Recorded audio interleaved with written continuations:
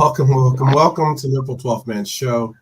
I am Liverpool 12th Man, and I am happy to be here despite yesterday's watch along. That I don't think I was that bad in yesterday's watch along. Was not happy about the results, obviously, but I appreciate those that joined or those that watched the watch along yesterday. I know it was late. I saw some of you guys that hopped in, hopped out, but I appreciate each and every one of you that did. And if you didn't, it's okay too. I understand. Again, it was late to see that matchup of Uruguay versus U.S. men's national team. But we are here today to go over some COPA.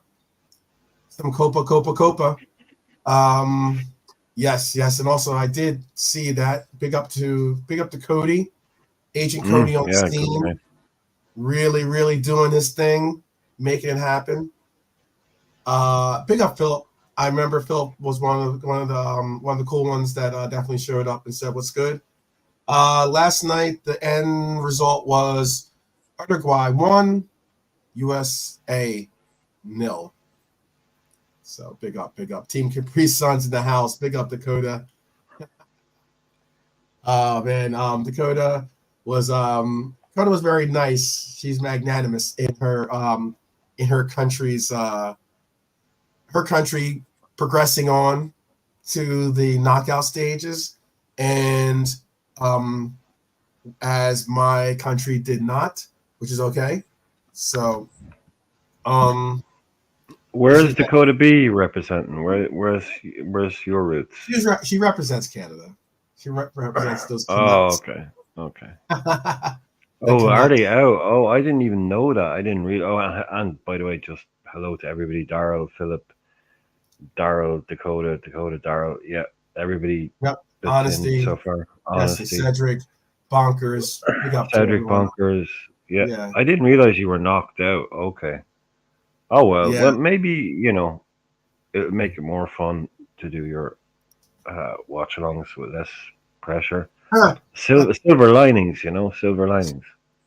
As I said, the silver lining is, what's really crazy about this is that I told you I'm not a fan of our coach. It's very similar to, Big G. well, it's similar to England in that England fans aren't happy with their coach. They don't like him. They don't really honestly That's support the him. understatement of the year. That's Yeah. potentially the under. I have never known. Maybe I think a lot of people won't remember him, but and I don't think it was kind of different back then. Graham Taylor, maybe Steve McLaren actually, but that was a lot more. Yeah, but I think I've struggled to remember someone who's gotten the amount of stick and hatred that Southgate's got. But I think that's probably down to the fact that he's actually been in the job for longer than I had thought. He's been to a couple of major finals, but yeah, they really cannot. I mean, like that scene in The Simpsons where they put the guy in the catapult. I mean, that's England fans are lined up and they cannot wait because apparently it doesn't matter. Like if he wins or loses this, he's gone at the end of Well, if that the end of this. happens, that's He's great. leaving. I think that's just because Yeah, oh no, that's contract apparently or just something the like that. done His thing. contract is up. Yeah, or something. No, apparently he's off. Really, whatever happens. Hmm. So they'll get they'll get their new coach, But Right. yeah, they really can't stand this guy. It is kind of funny, No, but they can't. he's not obnoxious or anything. If he was, they probably prefer someone that made them a bit angrier. But like the football he plays, you really can't kind of blame them. I suppose England fans have always had kind of ideas above their station, as far as I'm concerned, when it comes to international football. But Yes. look, you haven't won anything since 1966, but they consider themselves, we should do this every year. A lot of them, not all of them, obviously, but this guy is, yeah, talk about Marmite. I don't know. He's just like, Marmite. It's like some people love him, some people hate him. I think he's just like the bit where people hate. I've never met anybody that's like, oh no, I think we should keep him. I think we should Yeah, hang there's on that. to him. Well, Yeah. his there's no real this. It's the same thing between our coaches. Like as in, no one can really tell me what Southgate's system is. No one really can tell you a definitive why his system is best for England, why his system is best for international play, why his system is a good system in general. That's the same thing about America. Like, as in, you can't tell me what our system is. You can't tell me what, like, there's no, they might say the words, and then you sit there and go, but not what I see on the pitch. You can tell me all these.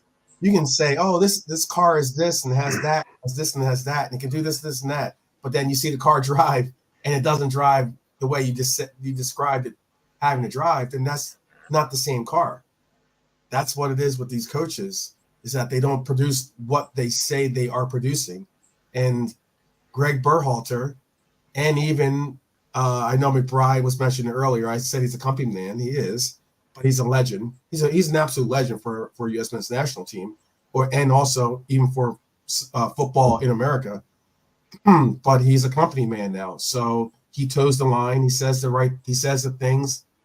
He rated the coach a 5. It was 1 out of 10, and he rated Greg Berhalter's coaching as a 5 for the game. Now, and he's going under the same pretense of not what I do, which is saying, 50 is a failing grade. He's doing it as 50 is average, the way some people do. Like, sometimes people push back on our grading system. So, like, well, if it's halfway between 1 and 10, it's right. He's saying it's average. Right. So, and I'm going like, what the heck are you? What are you thinking? Like, that's ridiculous. And it was funny because like you're on 2s and 3s, right? What you're saying is you're on a 2. Oh, absolutely. People are on 1s and 0s in the chat. Yeah. I mean, that's obvious. That's the fans' perspective. I understand that. They're going to rate harshly. But, like, I put it before so the panel was Charlie Davies. It was, who else was on the panel? Charlie Davies, Brian McBride, and Tony Meola, who was the old school 1994. I remember. I remember. Right. Those are the 3 on the on there, and they were doing panel commentary for like 2 or 3 different networks. It was like crazy because they kept doing, like, you would hear them talk, and all of a sudden there'd be like a break in the action, and it would be like, oh, we're now on CBS Gonzalo, and we're on this and that. This is crazy. So they were giving their ratings for the team, and I put it out there. I was like, what's the over under that they are going to rate this coach over under a 4? That's the line I'm giving, is a 4. And what happened? They rated them 5, 4, and 3. Were the ratings going across the panel? And I'm just like, not a shocker. One of the guys is never looking to be a U.S. men's national. He wants to be a coach, but he knows he will never be a U.S. men's national team coach because he is objective with his criticism for the coach. The other is already way past the game, not interested in being a coach, so he gives an honest rating. And then you have Brian McBride, who gives a 5. And I'm like, we get it. You used to work for U.S. Men's National Team Federation. We get it. I understand. It's like when people talk about FIFA on here sometimes, it's difficult. Or when people talk about some of the players, it's difficult. Especially if you know the players, it's difficult. It's hard to toe that line and be objective. But the reality of it is that, like, if criticism's warranted, I'm down to give criticism. And we deserved it yesterday. Casey Keller was very, very critical of the team. I think relatively critical. And he actually gave out a little bit of a interesting, part about why and how our system is set up. It's kind of like what we were talking about earlier about the coaching system and how the coaches are paid. It's not good. It's not good. But yeah. Go ahead. You were about to say something? Yeah, I was just thinking, like, if I was a ex-pro and one of my friends was an ex-pro, and we were really good mates, or he was now a manager, like, and we were good friends.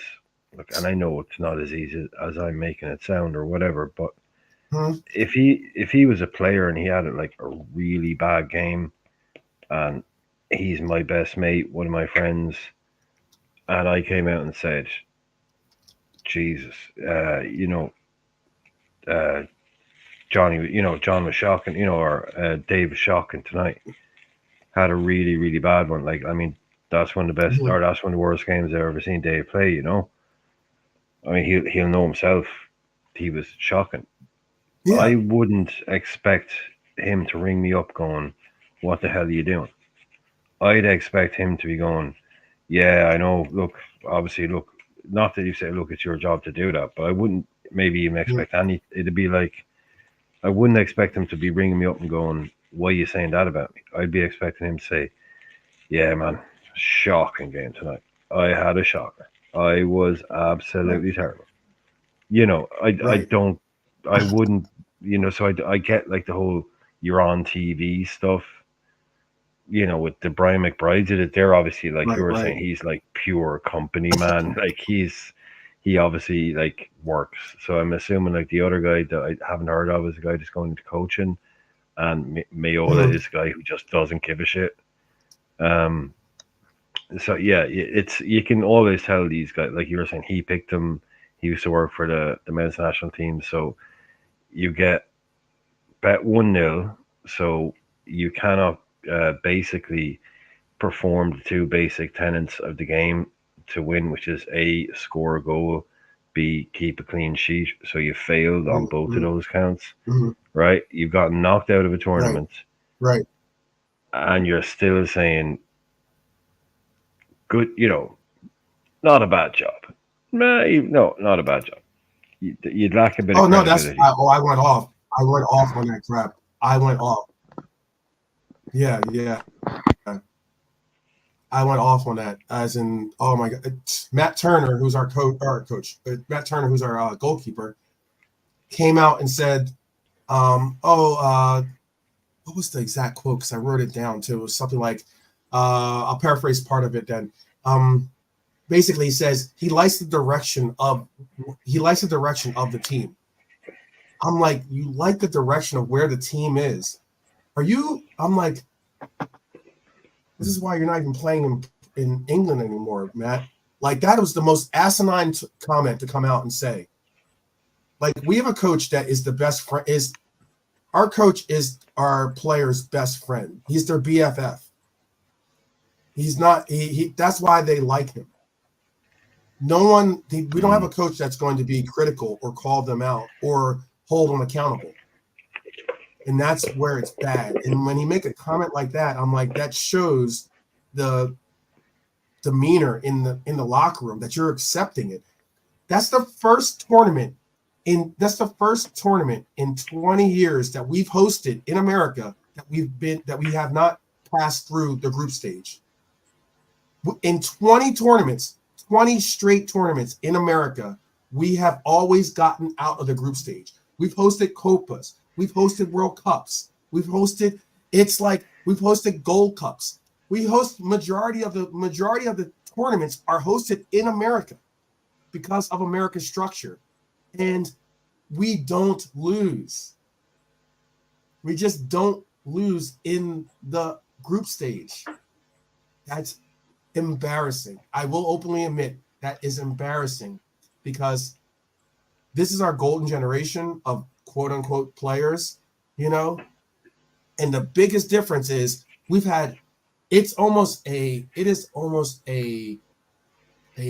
disgrace. It is disrespectful for all of those other generations of players that have come up through U.S. men's national team that have done well in getting into the quarterfinals. The last time let me repeat this. The last time we hosted the Copa America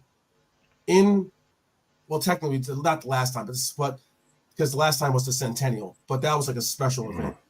But the last time we hosted the Copa America in this format, okay, in just being the Copa, we beat Argentina 3-0. It's not with some golden generation. There wasn't some golden generation.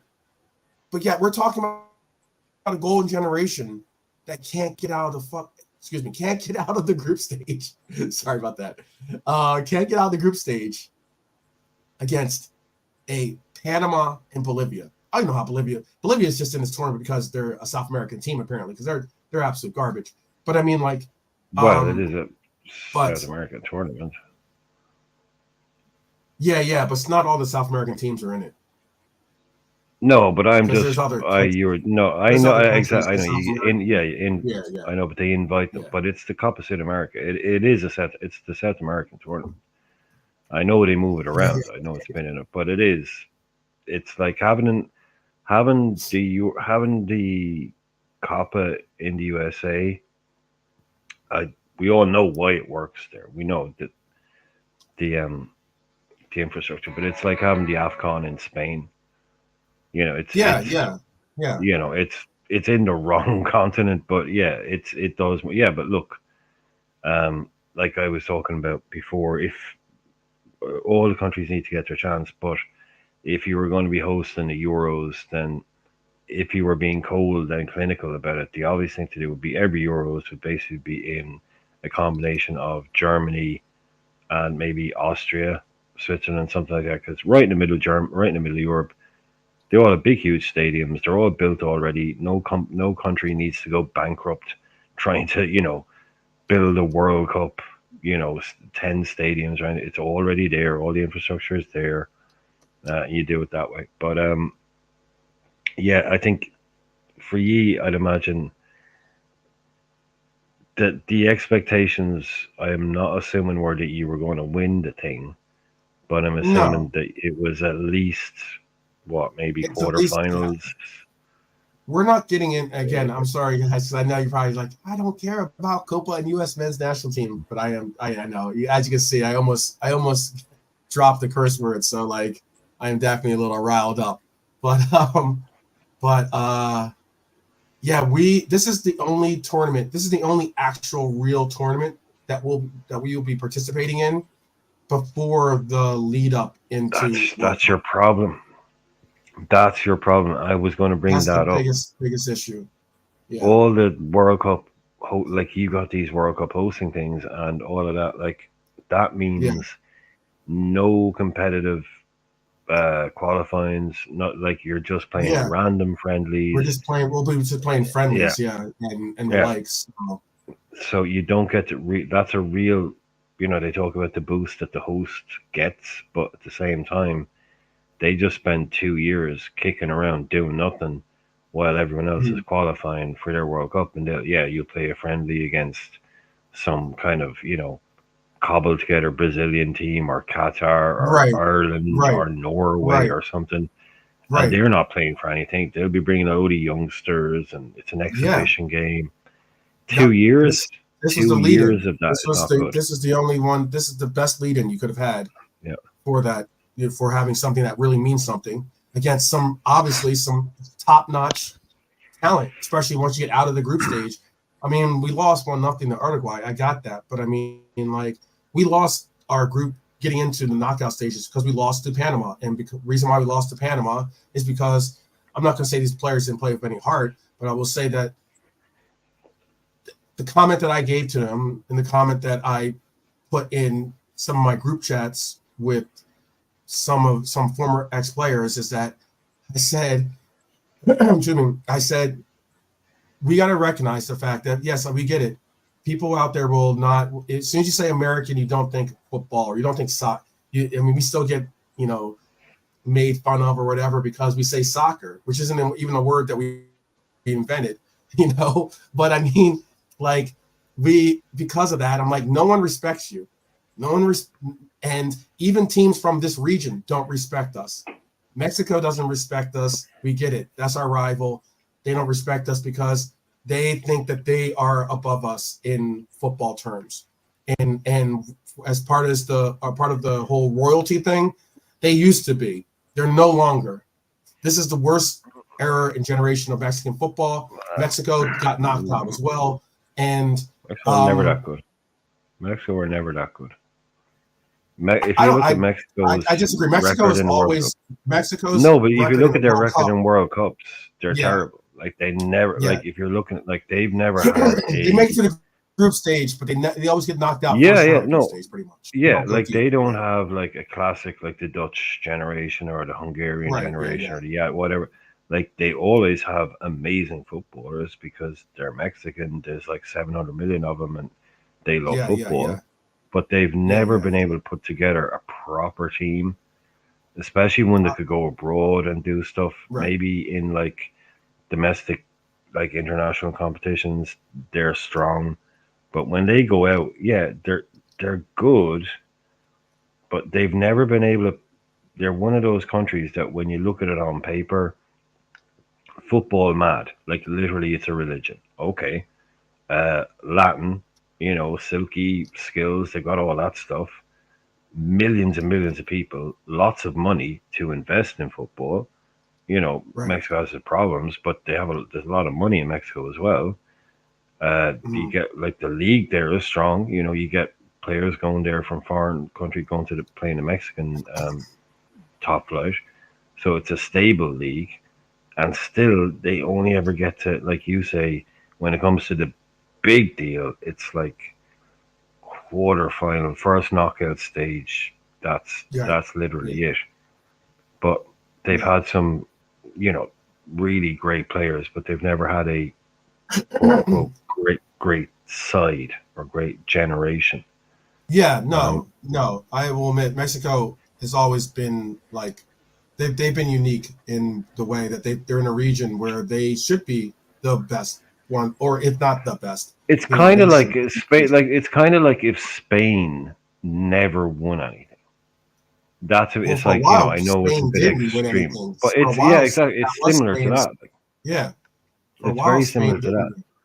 Yeah, the Mexicans is sort of like loads of talent there, loads of great players, great football heritage. Everyone there loves it, but they never kind of put a team together, and then eventually, they do. But it's kind of similar to that. But I'd imagine nobody in a USA Cup or a Gold Cup or a COPA wants to be in a group with Mexico. They're probably going to be a favorite in it, but they don't have kind of. Do they have a striker at the moment? No. I don't think they do. Last good striker they had was Mexico. Like Mexico Hernandez has a good striker. Who? No, Mexico has a very good striker. Mexico's striker is actually in my spoiler alert. Mexico's striker is in my little list of strikers to keep an eye on. Well, I won't ask you to name it. Yeah. So let's say I don't want to give it away, but I guess it's not that hard. You obviously look it up now, but but you'll understand why he's on that list as well. Yeah, it's one of those things where like Mexico is going through a very, very bad period in their evolution, and it is not easy. Look, Mexico has an incredible fan base, and Mexico has a very, very loyal but yet definitive fan base that is very, very will hold them to the fire. Like as in their coaches get fired left and right because of the fan support. The only two teams that are moving on, and we're going to move into this COPA talk, is that only two teams that are moving on now that are representing North America. It's kind of funny. Is Panama, who is the most southern country in North America, is Panama, and Canada, the most northern country in it. That's kind of weird. That was kind of funny. The most northern country and the most southern country in North America are the only two teams progressing on in this tournament. Because later on today, Colombia and Brazil will both be playing. Colombia and Brazil are only playing for who gets number one and who gets number two for the placings. And both of those teams will go on to face off against either. Sorry. Yeah, both those teams will go on and face against, I believe it's Who Panama scored for and Uruguay? Quickly, who scored for Uruguay last night? um, it was not Darwin Nunez. Yeah, who Nunez, was it? I know. But who did? But who scored? I don't know. Just quickly, I'm go. gonna. Who was it I that can't. scored to go? You know what? I can't think of Can't the top. It remember. was off Okay. It was actually off like a somewhat broken play, but let me double check. I'll tell you. I want to say it was like Valverde or something like that, but it was Oliveira. Oh, okay. Right. Yeah, Oliver. Mateus Oliveira. He Yeah. plays for Napoli. I think he's like a DM or something. Oh well, I don't know. I don't know. I don't No, he's know. it was off. It's like off like I said, it was off like kind of a broken Sure. play. It was off a free kick actually, and not only was it off a free kick, that goal shouldn't have even stood. The Would you refereeing have? was Sorry. absolutely horrible yesterday, guys. Would you have gone out Horrible. You with a talk about 0-0? yeah, we still would have won. That's why it didn't matter. Yeah. If we got a 0-0 by Panama winning, we still would have won out. Panama beating Bolivia, it ended up being Yeah. if Panama won, we had to win. So we would have won out either way. But yeah, he No, I'd plays. give you that. I would give you that as a correct answer, Marianne. To be honest, Oliver or something like What was that. I that? think that'd be. Well, Marianne guessed Oliver or something like that, and she Oh said she yeah, nearly got it that was right. a good I'd guess. give her that. I'd give it. I'd Oh give yeah, that as a correct answer. To be honest with you, I'd give that in a absolutely. quiz. I'd say you're close enough. Yeah, I'd give you that. I'd definitely give you that. Um, I mean, she probably knows the team decently. She's rooting for Uruguay. So Oh well, yeah. I'm sure she. Yeah. I'm sure she knows some of it. She's probably watched a few games here and there. I'm just dreading. I'm just dreading to find out that her husband is a Colombian fan or something like that. I mean, you Yeah, know this yeah, yeah, already. that would Yeah. be even better. Yeah. Yeah, because either they'll have to face off probably at one stage of this. You know what's kind of beat Diaz. about this? Diaz versus Yeah, is Nunes. that Then all there of you go. a good majority of it's set up similar the way to the Euros are in that a lot of the good talent or good talented teams are are on the same side as like America was at least, but are on because Colombia, Brazil, and Uruguay are all on the same side of the bracket.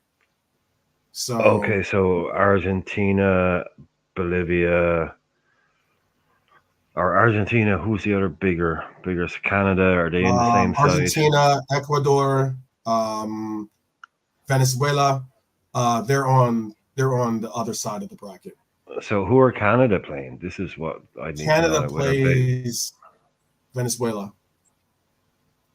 Oh, Canada plays okay. Venezuela. So these is that a good draw for Canada? It doesn't sound like the worst No, they'll get draw. beat. They'll get beat. Oh, I think shots fired. I'm Well, not I hope that. saying that Well, just to this out of like spite or anger. I'm saying it's the truth. I don't think Venezuela isn't a great team, but they can score. And again, Canada scored one goal this entire tournament. oh, right. That's pretty stinky. That's I know. Yeah. Like the Euros is like. Before that, Canada had never scored in a tournament like this. Oh yeah, I know. Yeah, Yeah. they no. Well, look, they've only been in a couple. They're new Yeah. to the whole. Like they're new to the whole being a country. They're new to the whole being taken seriously as a country.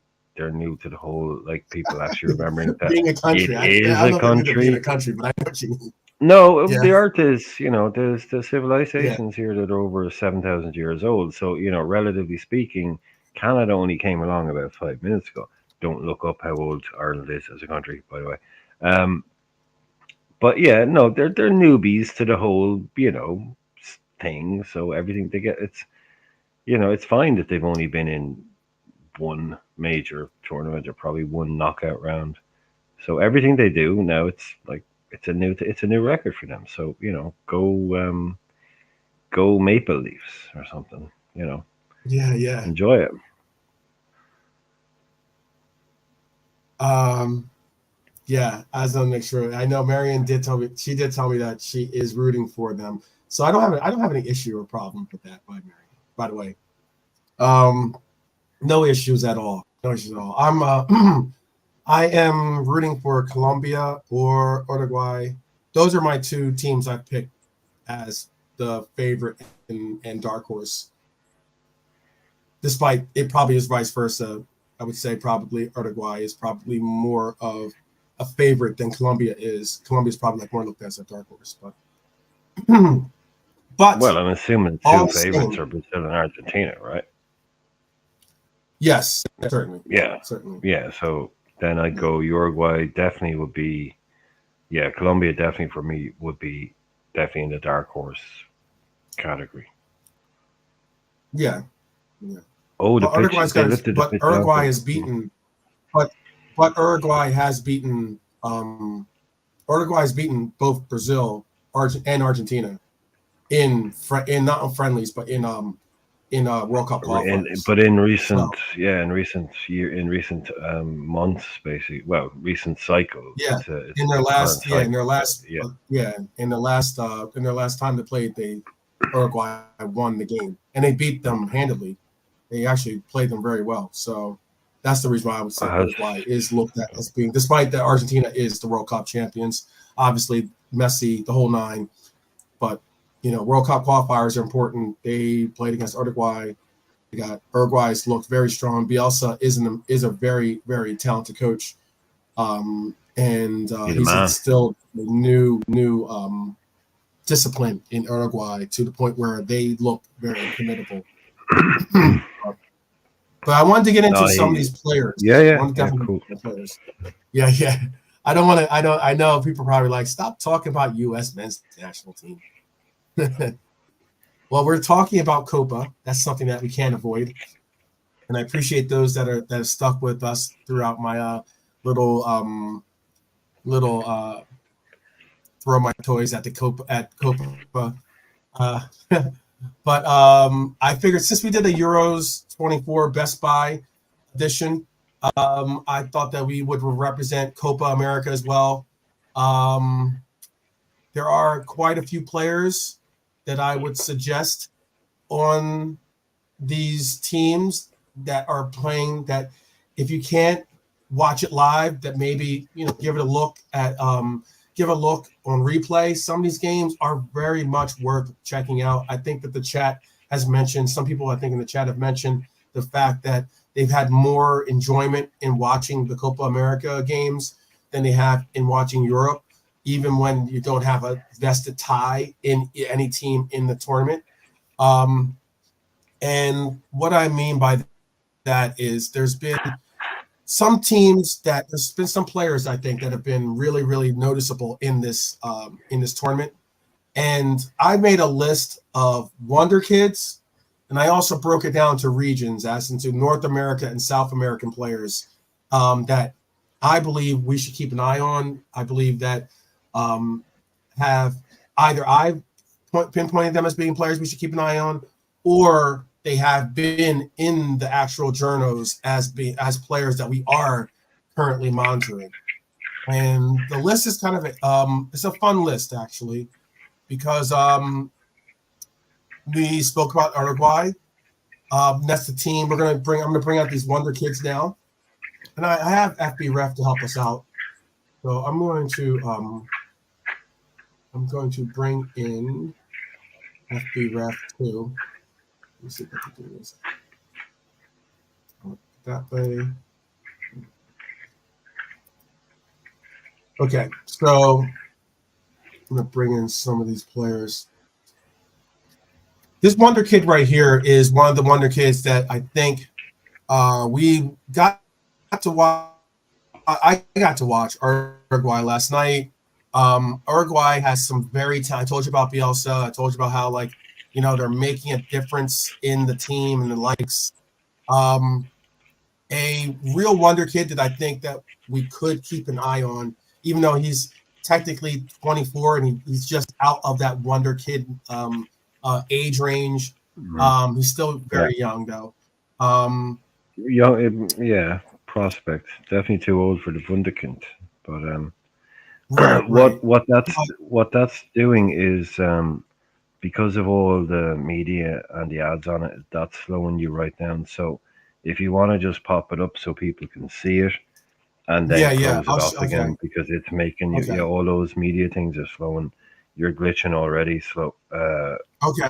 yeah, Okay. yeah, So this, I'm just wanting to give you a virtual, yeah. visualization of Uh, who the player a is name, a and name the to put a likes. face to, or a face to put a name to, as they say. Right.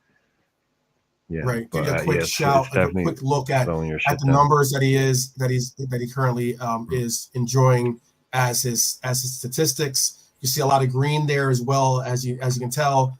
When it comes to him, I'm gonna Green is with good. that.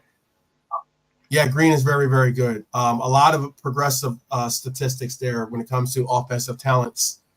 Um, and again, he's a forward. He's a midfielder as well. Um, he plays his current football. Brian Rodriguez plays his current football at Club America. Club America is a Mexican club club, in isn't it? Mexico. Yeah. Yeah, Mexican club. Great Very name. talented. Sorry, that's a great name for. I just want to say like that is a great name for a club. Club Yeah, America. yeah. It's sort of like sorry, we've taken that name now. No one else can take it. We're just claiming the whole country, even though we're Mm-hmm. not in that country. It's like Club America. Boom. That's a big dog name. Like, Right, right. Yeah, yeah. It is a big dog name. It is not, and the reason why I put him in this list is because he has been. If you look at FB Ref, what'll happen? Let me see the other players too, but FB Ref has him being compared when the players that they put on there as the similar players section that you asked for before on the other on our mm. Euros one. It's a One of very the players that instructive he's little compared to, thing that yeah. yeah, No, I just mean one of because the when you're looking players at bars and numbers and so some people say, "Oh yeah, but tell me who's he like? Who's he like?" It's like, "Oh well, he's like this guy and that guy." It's a right, very good, right. yeah, it's a very instructive little thing that they have there. Yeah, he's put at Johan Bakayoko is a player that he's rated as being similar to. So that Johan Bakayoko is a player that we are, or were, or still are invested Yep. in possibly bringing in to into Liverpool. Brian Rodriguez is a player that we possibly could look at as well. I think he is. He actually did start for Uruguay. He started against in the game against a game recently against Mexico. He before COPA, he started in that game. Um, he is a good player and would be a relatively modest investment player in that you could get him for a decent amount of money if we were to choose to go in for him. Um, Let me bring up another No player doubt from a here as club in well. Mexico. So some of these players. Hmm, okay. No, I just mean no doubt for from a club in Mexico. You're not going to, they're not getting 50, 60 million for people. They're They're not getting, getting some yeah, crazy yeah, player evaluation for a player from that. Yeah, yeah. Um, Again, I know that I'll be quick with how it is because I know that FBref and um, I would use transfer market, but they do this, it's the same thing with transfer market, even sometimes even worse yeah. than FBref It's when you all try the to little use pop up try to use. media things on it, is what it is. It's a little Yeah, they pop have a up bunch of thing. videos Yeah, yeah, and yeah. stuff like that. Video. No, if you try, yeah, that'll slow your shit right down. Yeah, that's what it is. Like. Yeah, I don't know if I Richard have. Rios I don't know if I have from Richard Palmeiras. Rios. I don't have Richard Rios on my list here. Chris, big up Chris Angel in the house. Um, Ricky Rio. but again, I'm gonna show you this. Yeah, I don't think I have him on the list, but I do have this player he's from Peru, and or excuse me, from Chile. Next player I have is from Peru. I have this player from Chile. His name is Dario Osorio. Osorio, I believe his name. He actually plays for. I forget how you even say it. MIDT. Midtjylland. Yeah, Midtjylland. Midtjylland, That's exactly the Norwegian club. Yeah. Yes. Norwegian club, exactly. Yep. But he's Chilean. He has, unlike the player previously that I've just said, he is in Europe. So also trying to get trying to possibly get an actual like a work permit could be a little bit easier Pathway. of a yeah, good a little bit pathway. easier Yeah, a lot of pursuit. those guys, like Mitchell, they get to like Champions League and stuff. So it's good, shop window. But they are I haven't heard of him. Not someone I know. I don't know the Ricky Rio guy either. So these are good. I don't know these. This is good. These are all new people to me. So these he's 20 years old. He is technically, he could be deemed as being a real wonder kid. When people were referencing him, his pursuit and his early pursuit getting into Europe the way he has gotten him has gotten him very loose comparisons to Endrick or Vinicius Jr. As a real like transfer option, I guess, out there. He has really played well for Chile. He scored 5 times for them as well. He is a midfielder. Currently in the Superliga, he has 8 goals, 2 assists, and 23 games played.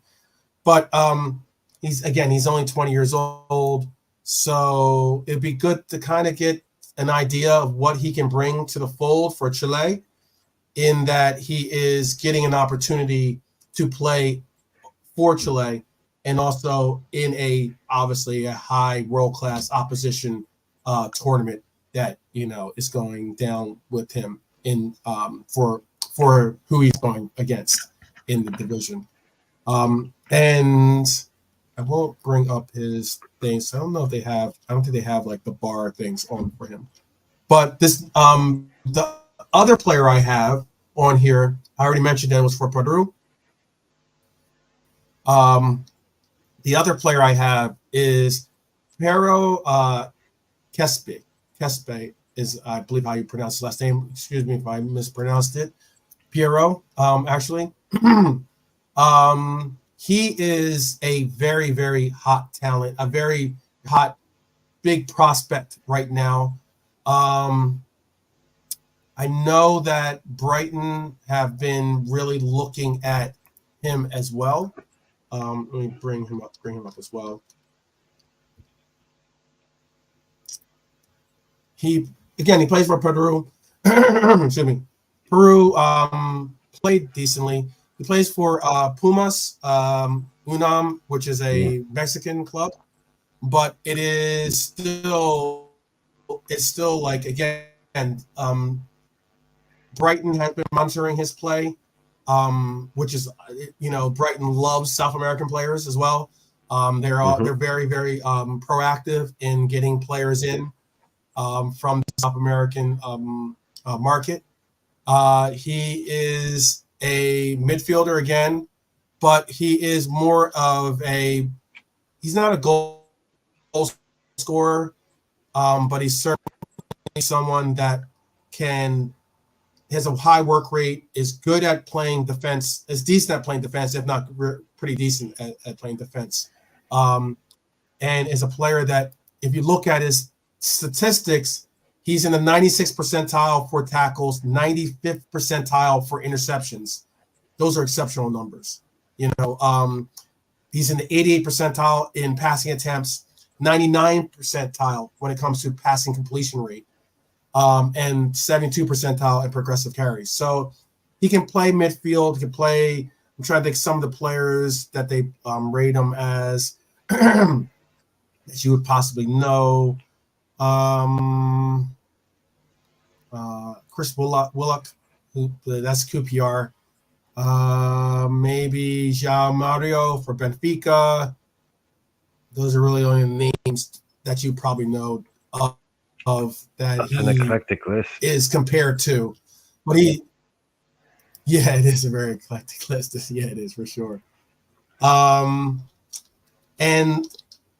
last on this list that I have is an Ecuadorian player. I think he's a young and talented player. He currently plays for a Independente de Valle. That's a excuse me, a Brazilian team, I believe. And excuse me again. And he's a young, promising talent. He's known for dribbling, known for his vision on the pitch, and also about his creativity on the pitch as well. He is again an Ecuadorian player, but he is only 17 years old. So he's a player. Oh. But if you were to see his, let me see if I can bring this up actually. If you look at this, which is pretty nice, as I said, he is he's left-footed midfielder. But what if you do look at, let me bring up his stats real quick for you guys. If you do look at his statistics, he is rated very heavily, very high. He, the player that he is compared to, for instance, is a player that just got moved actually from Leicester to Chelsea, and that is Dewsbury Hall is a player that he gets rated as being similar to when it comes to his talents. Or even I remember we brought up Rigue Puig, who's a Spanish player, plays for LA Galaxy. Yeah, Rigue Puig. He's another player that he's compared to when you look at his kind of talents, and you can see there he's a lot of green, which is always good to see. His defensive measures, not so much. He's more of an attacking midfielder, but his attacking midfielding numbers are very exceptional when you do look at some of the numbers that he has for himself. I'll bring this down again. But he's playing for Ecuador. This tournament is big. Ecuador has moved on to the next knockout stage, so it means more and more. He'll get to see even a better competitive, opponent in the next round for Ecuador. Could you just bring up Chris's last comment there? And this is a joke, by the way. Can you just bring up the one where he's naming a couple of players? Which do you want to bring up? Which particular player do you want me to bring up? No, he just brought Chris's comment there. Did he? Yeah, I forgot. I want to be able to read it out again. I can't see it. The previous one he brought up, where he's like, if you're looking for a Chilean player. Right. Yeah. Can you just pop it up on the screen again so I can see it? Oh yeah, sure. I forgot. Oh, you want me to pop it on the screen? Oh, I thought you meant. I thought you okay. Go after. That's why I was. No. I got you. Sorry. So Chris is saying, okay, Osorio is decent, but if you want a Chilean player, I would go for Alexander Ernesto Arvenia Guzman. Chris, that's like two different. How many players is that, dude? Is that like one player? That's one name. How many name? Like how many? Like are then okay? So Damian, Pizarro. Okay, so Pizarro. Well, anyway, I wonder where that name came from. Do your history on that one. You got another Pizarro. So again, that the guy in the middle, that's a proper name, a first name and a second name. The guy at the end, I can take that. That's okay. He's got, Vicente, Tomás, Pizarro. Okay, right. But this guy to start, that's an entire, like Chris, that's a back four. Okay? Alexander, Ernesto, Aravena, Guzman, that's a back four, dude. That's not one single player. That is not one single player. So we can't afford all that, man. Come on. These South Americans and their names, man. There's like 17 different names. There's 17 different names, man. It's crazy. It's crazy. And then they just call him Pele. But you look at his passport, it's got like 4 extra pages in it just for his name. Yeah. I know, man. Yeah. club does he play for, Chris? Do you know? He's a I forward. know He's a Chris. midfielder. Yeah, Chris gave us his full name just so we didn't get him mixed up with the other guy. I get it. Yeah, with the other Alex. Yeah, the other. Yeah, because that was going to happen. These are all people I've never heard of. This is brilliant. Like most of these people. I got you. You know what? Alexander plays for. He plays in Primera Division. I think Primera Division, yeah, something like that. What country? It's like Chile. It's Chile. Yeah, he plays for the plays Catolica. for Universidad Católica. Yeah. Catholic University. Yeah, I got you. Okay. Okay. FB Ref has them, but they don't have necessarily like a. They don't have like a real. I guess maybe he hasn't played enough minutes yet to really get to get those boxes and such. Yeah. Sometimes, if they're young kids, they don't. If there's not enough data, they won't. I'll look up your. I'll look up your. Yeah, no, they won't. Like, if there's not enough, they won't do. Like, they won't put like actual. After 10 games or something, they won't put up all the bars and stuff. And with the percentiles, he has to play like a certain amount. He is 21. Another Chilean player. Okay, Pizarro. They don't have him. Just for you, I quickly he plays also. No, but just to you guys, I would say for me, I get that he's a Chelsea player. Kid, I get it. Yeah, for me, Wonder Kid is 16 to 18, probably. That's like Wonder Kid stuff. That's like, and then you kind of become a player. But maybe like you could stretch it up to 20. But like especially these days when the kids are in the team so young, the Wonder Kid has to be, for me, is someone who hasn't really played. Yeah, I get. It's like a Freddie Adu or the classic Wonder Kid, Freddie Adu. Oh wait, you see this guy, that kind of thing. But see, they also had Kennedy. They're talking Kendry but Chelsea also had Kennedy up until recently. That Brazilian player, Kennedy, they had him Kennedy spelled with one N. They had him on their books for like 7 years. Yeah. So this Kendry guys, and they're also a player. I am. But no, just quickly, they're also. Romano was talking today about like the whole Calafiore going to Juve thing, like being a problem with the whole thing, and he was saying that there's two apparently got interested. Yeah, but he was saying there's 2 English clubs for him, and that's Arsenal and Chelsea. He didn't even mention us. Like that's like and that's that would make it. If he was to go to Chelsea, that would make it like. How many centre halves do they have then? Badashile, Fofana. They're two that they spent about 100 million on in the last year and a half. Over 100 million. Fofana was 70. Badashile. They brought in that other guy whose name I've forgotten. They bought another guy from Argentina at the weekend. They loaned him back. They're bringing in. They got Caldwell. They've got someone else who I've forgotten. Yeah, it's Chelsea are spending. But like Romano just said, 2 English clubs, Chelsea, Arsenal. Didn't even say maybe Liverpool. Yeah, like nothing about us bidding for Calafiore.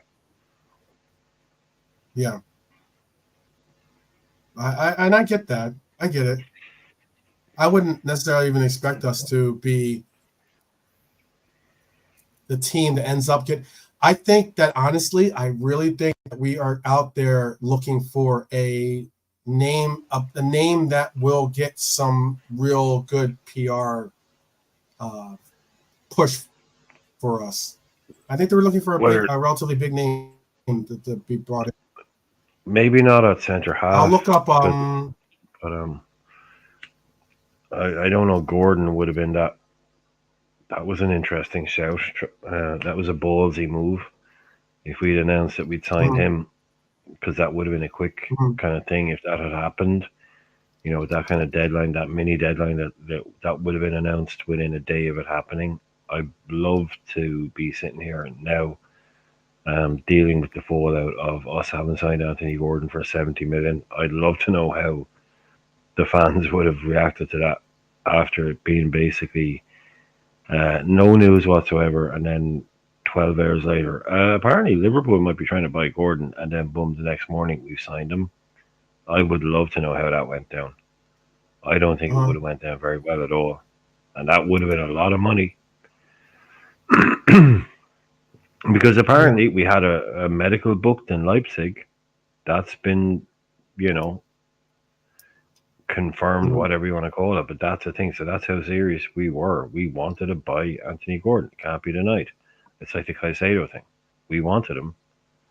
So, I mean, that wouldn't have been news I'd like to wake up to. Yeah. No way. There's your new attacking player. I want a Rodrigo or something like that. Okay, we don't get him. We get some other guy, but freaking Anthony Gordon? That's pathetic. No way. No chance. That's the 100. I said that they've got to be kidding themselves if they thought that bringing in a £100 million player and it being Anthony Gordon, being Gordon, you're kidding yourself. I get he's a Scouser. I get he played for us in the youth academy stages. I get all those parts and points. But not for that money. He's worth what they paid for him. Maybe at most. That's no way we're giving them a 30 million profit. Yeah. No way. Yeah. I know I don't think he would have been 100. It would have been like 70, basically. They might have dressed it up as something else, but I think it would have been like 65, 70 because they'd take a profit on him. But that would have been like, here's our marquee attacking signing. It's like, no, thanks. Yeah, like you say, he came through the academy. He's a Scouser. It's his team.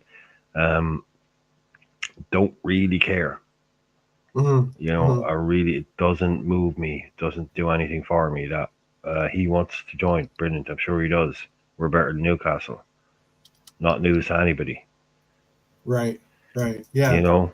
But he's coming home. Like, I don't. If to me, he's like, are you going to tell me? Because he plays where Diaz plays. So are you going to tell me he's better than Diaz? There's been that was the talk. Because that was the talk. On Chris can back me. I don't know if Chris was on this. I don't know if Chris was a part of the conversation on it, and Chris can tell me because I know that Chris is with us in the chat. And Chris, if you want to join, you're more than welcome always. You know how that goes. Just to say what's good. That'd be awesome, Chris. If you're available, man, call in. Yeah, because Chris is a very, very knowledgeable.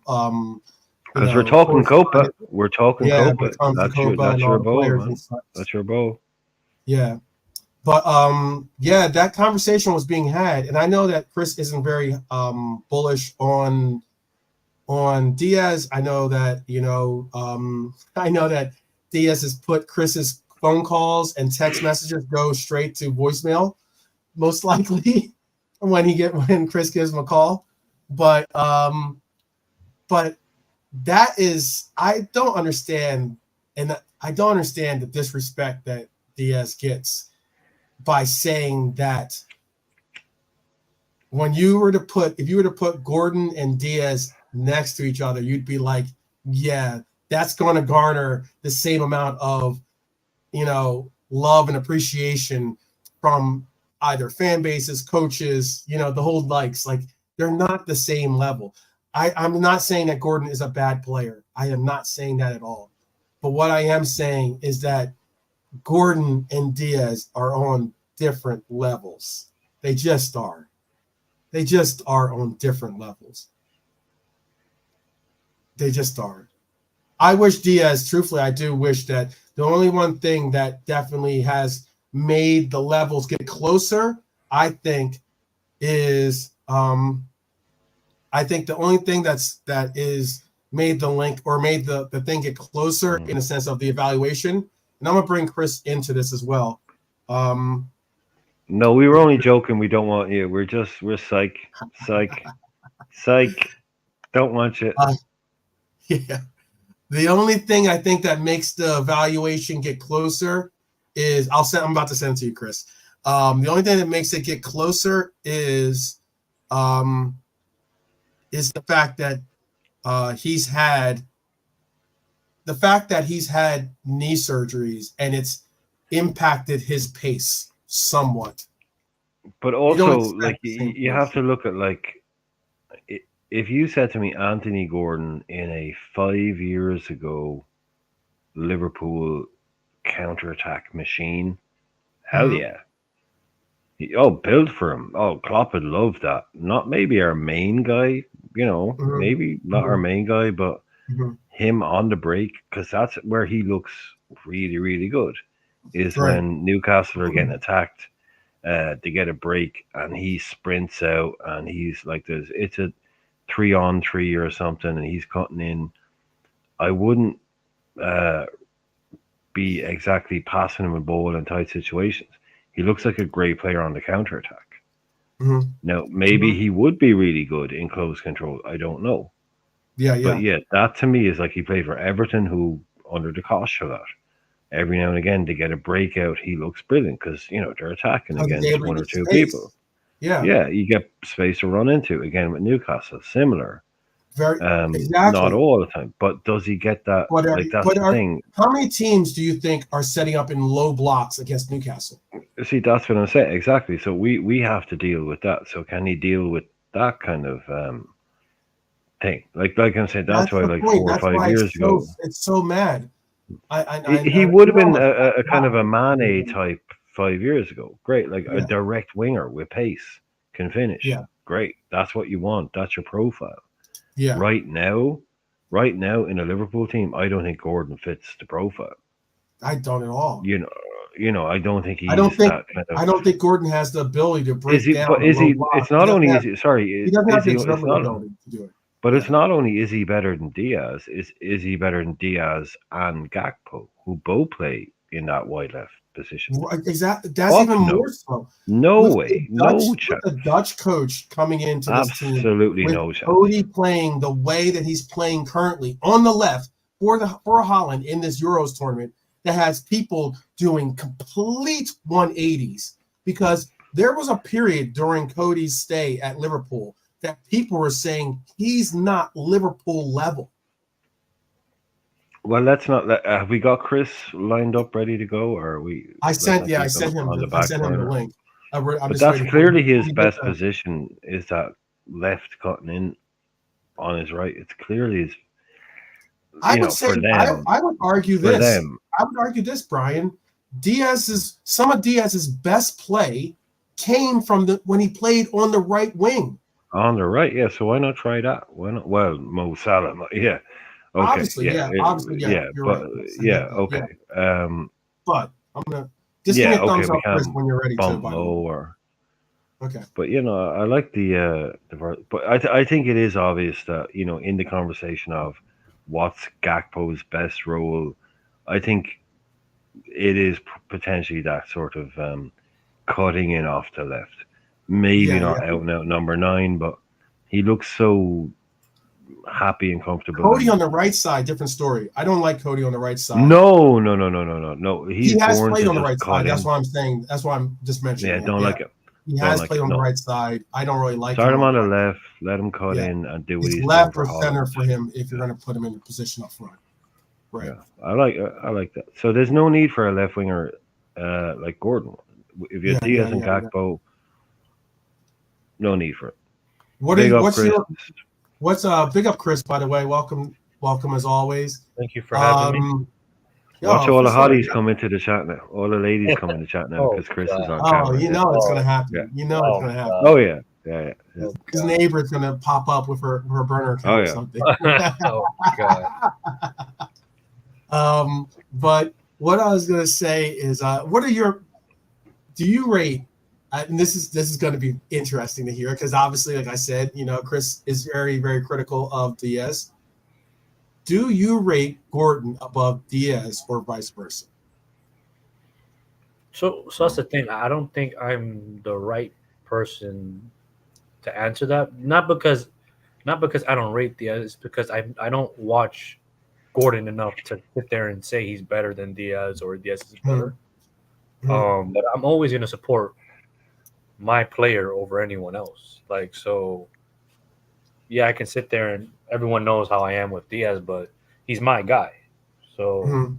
I don't give a crap what the whole thing about Gordon or whatever. I'm gonna take my boy over anyone else. That's just me, though. Right. And I think with the new manager coming in, I'm gonna try to be more positive this coming year. So Can we start a clock on that? Do you want to start it I've now heard, or? no, I've, no, I've no, no, heard, I've heard you say that a lot, Chris. no. Yeah. I'm gonna I try to mean, be more I've positive. heard you I think, say I'm I, going to try to be more positive more than probably I've ever heard you say anything. But yeah, yeah. Like, no, it's not that. I just think like with the new, like, I hope, or I think we all hope that with the new manager in with new ideas, because I think we can all agree last season our attack was a bit kind of shaky. I think there Mhm. was no cohesiveness. I think oh, it's horrible, it was horrible. horrible, Brian. I'm pretty sure you guys spoke about it a lot. I think there was like a gap, or there was like a miscommunication between midfield and attack, or midfield and Mhm. defense. And I would hope that with Slav coming in, there'll be more attacking patterns, and we can see the best of certain players. Um, so I've said this in my channel with Beijing Reds. I give everyone one more year. So let's say, for Mhm. example, Gappo. I know everyone's critical of Gappo, but Mhm. as I don't watch the Euros, but I'm hearing he's doing exceptionally well in the Euros. Hmm. He is. Okay, so Hmm. all right, Yes. let's see him under Slav. Let's see if he can produce that or translate that to the Prem. Okay, cool. I'm okay Right. with that. Right. Diaz, he might not have the numbers per se in Colombia right now, but he's doing well for Colombia right now. He's doing Yeah. more than just the statistical numbers. He's creating space. I know 12 man's really big on Yeah. stats and Yeah. creating space. He's doing. I see Yep. that with my eyes when he's playing Right. for Colombia. So okay, Right. let's see if he can translate that to the Prem. Nunez, whether we like it or not, and I know a lot of people are very critical of him. Even though I have the plane ready to ship him out, but he has his numbers. He's doing numbers in order for the national league for the nation that he's playing Yeah. right now. I know people are going to say, "Oh, he's playing against lesser teams." Blah blah blah. Goals are goals regardless. So Yeah. if he can translate that to the prem, hopefully with Slough, and then I know 12 man's into stats. Jimenez, the striker that's right there with Feyenoord with him, he was horrible. Slough Mhm. transformed him in regards Right. to his hold up play, in regards to his scoring numbers. So if he can even do half of that with Nunes, I'm okay with that. You know. Right. So, but I Right. am giving Nunes one more year. I am giving Diaz one more year. I am giving Gapo one more year, and we'll see how Mhm. it goes. If not, if it doesn't, at this point, if they don't improve, at this point, we have to kind of cut our losses. Mhm. So I'm just giving them one more year, and I'm just going to try to support the team the best I can. So, Okay. with Gordon, what does he have to offer? I don't know. The only thing he has that Dia doesn't have, he's not homegrown. That's about it. They're both Mhm. fast. I think Mhm. statistically speaking, I think Gordon's a bit better, but they play different than us. So I don't know. Yeah. Maybe From what we spoke on. Yeah. yeah, maybe he plays a bit different than Diaz. So I'm not really sure, but we will see. So yeah, man, I'm gonna stick by my guy, man. So Yeah. that's just Yeah. that's that. Well, So I think Chris, I'd say to that if you kind of nailed a bit of it, it's like what? Okay, what does he have? Right? We can all sit here and go, okay, he has this, he has that. No mhm. one's going to say, oh, all red tinted glasses off. He plays for England and he's an ex Everton player, so I should hate the guy, right? I Yeah, kind of do hate him because he's a bit of a dick, but we all know, yeah, a very effective footballer, yeah, right? In the right team. But what does he bring to our team that we don't already have? exactly. That's worth spending these big numbers that you're talking about. What does he bring to our side that we don't already have with Gakpo and Diaz? because I think if you look at what Holland are doing there now, Gakpo is thriving in this left-sided forward role, cutting in, scoring goals, creating goals, getting involved. So we don't need like where is the necessity to go out and bring in a player in that position unless no I'm not throwing shade here, unless we've got a guy in Diaz who says, I'm leaving. I want to, yeah, Yeah, exactly. Otherwise, why would be bringing in a Gakpo generational, is unless he's a generational talent, like what we're doing for no Euro, exactly. And going out of our way to try to bring in a player that we didn't necessarily have any ideas or for me, like I'm in. kind of in an agreement with you too. I think you guys spoke about it. Like Gordon doesn't move the needle for us. I think we need a player that moves the needle. So for me, the only player 100%. right now there's multiple players, but certain players are unrealistic. I think this one is a little bit realistic based on how they're moving and who they brought in. Rodrigo is the only one. Yeah, I would take. Yeah, I agree. That's the Chris, only one. Realistic. But Chris, I said last night, and exactly in terms of what you said, I would like us to just test Real Madrid with a bid for Arda Güler. Oh yeah. Why not try that one? You like try that one? Try that one. Now okay. It's not gonna happen, okay, but maybe they might say, right, okay, Liverpool want to give us 100 million, right? He goes to Liverpool for 5 years. He can come back when he's 26. Because you said they have they have Rodrigo, they have Güler, they have Endrick, they have Mbappe, they have Vinicius, like they have everybody. Yeah. So something's got to give there. Yeah. And I'm with you. I would love Rodrigo.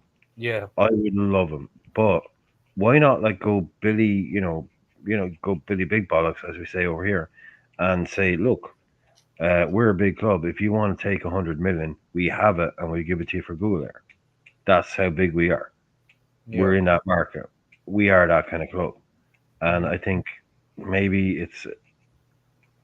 But I think I just don't see how they pay all these players and play them all.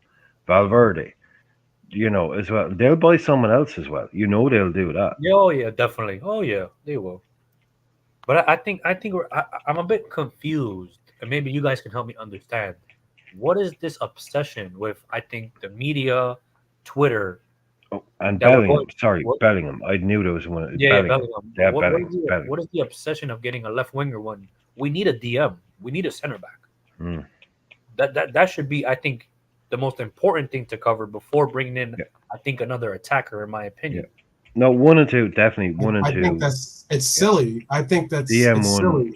Center back. Go ahead, bro. Yeah. No, we just spoke about this last night. Yeah, DM1, center back 2, and then fantasy fan. I'd say right wing. I'd say right wing actually. A right wing. Put a right wing as my next concern on that depth chart of priority. Yeah. But then bring in a big kind of keep the fans happy. We're a big club, top quad. But yeah, get your house in order type signings. Exactly. Center half, DM, and then go. Oh, and by the way, we just went boom, Musiala, boom, Güler. But really just that kind of thing. Fantasy signings. Yeah. Anthony Gordon is not that guy.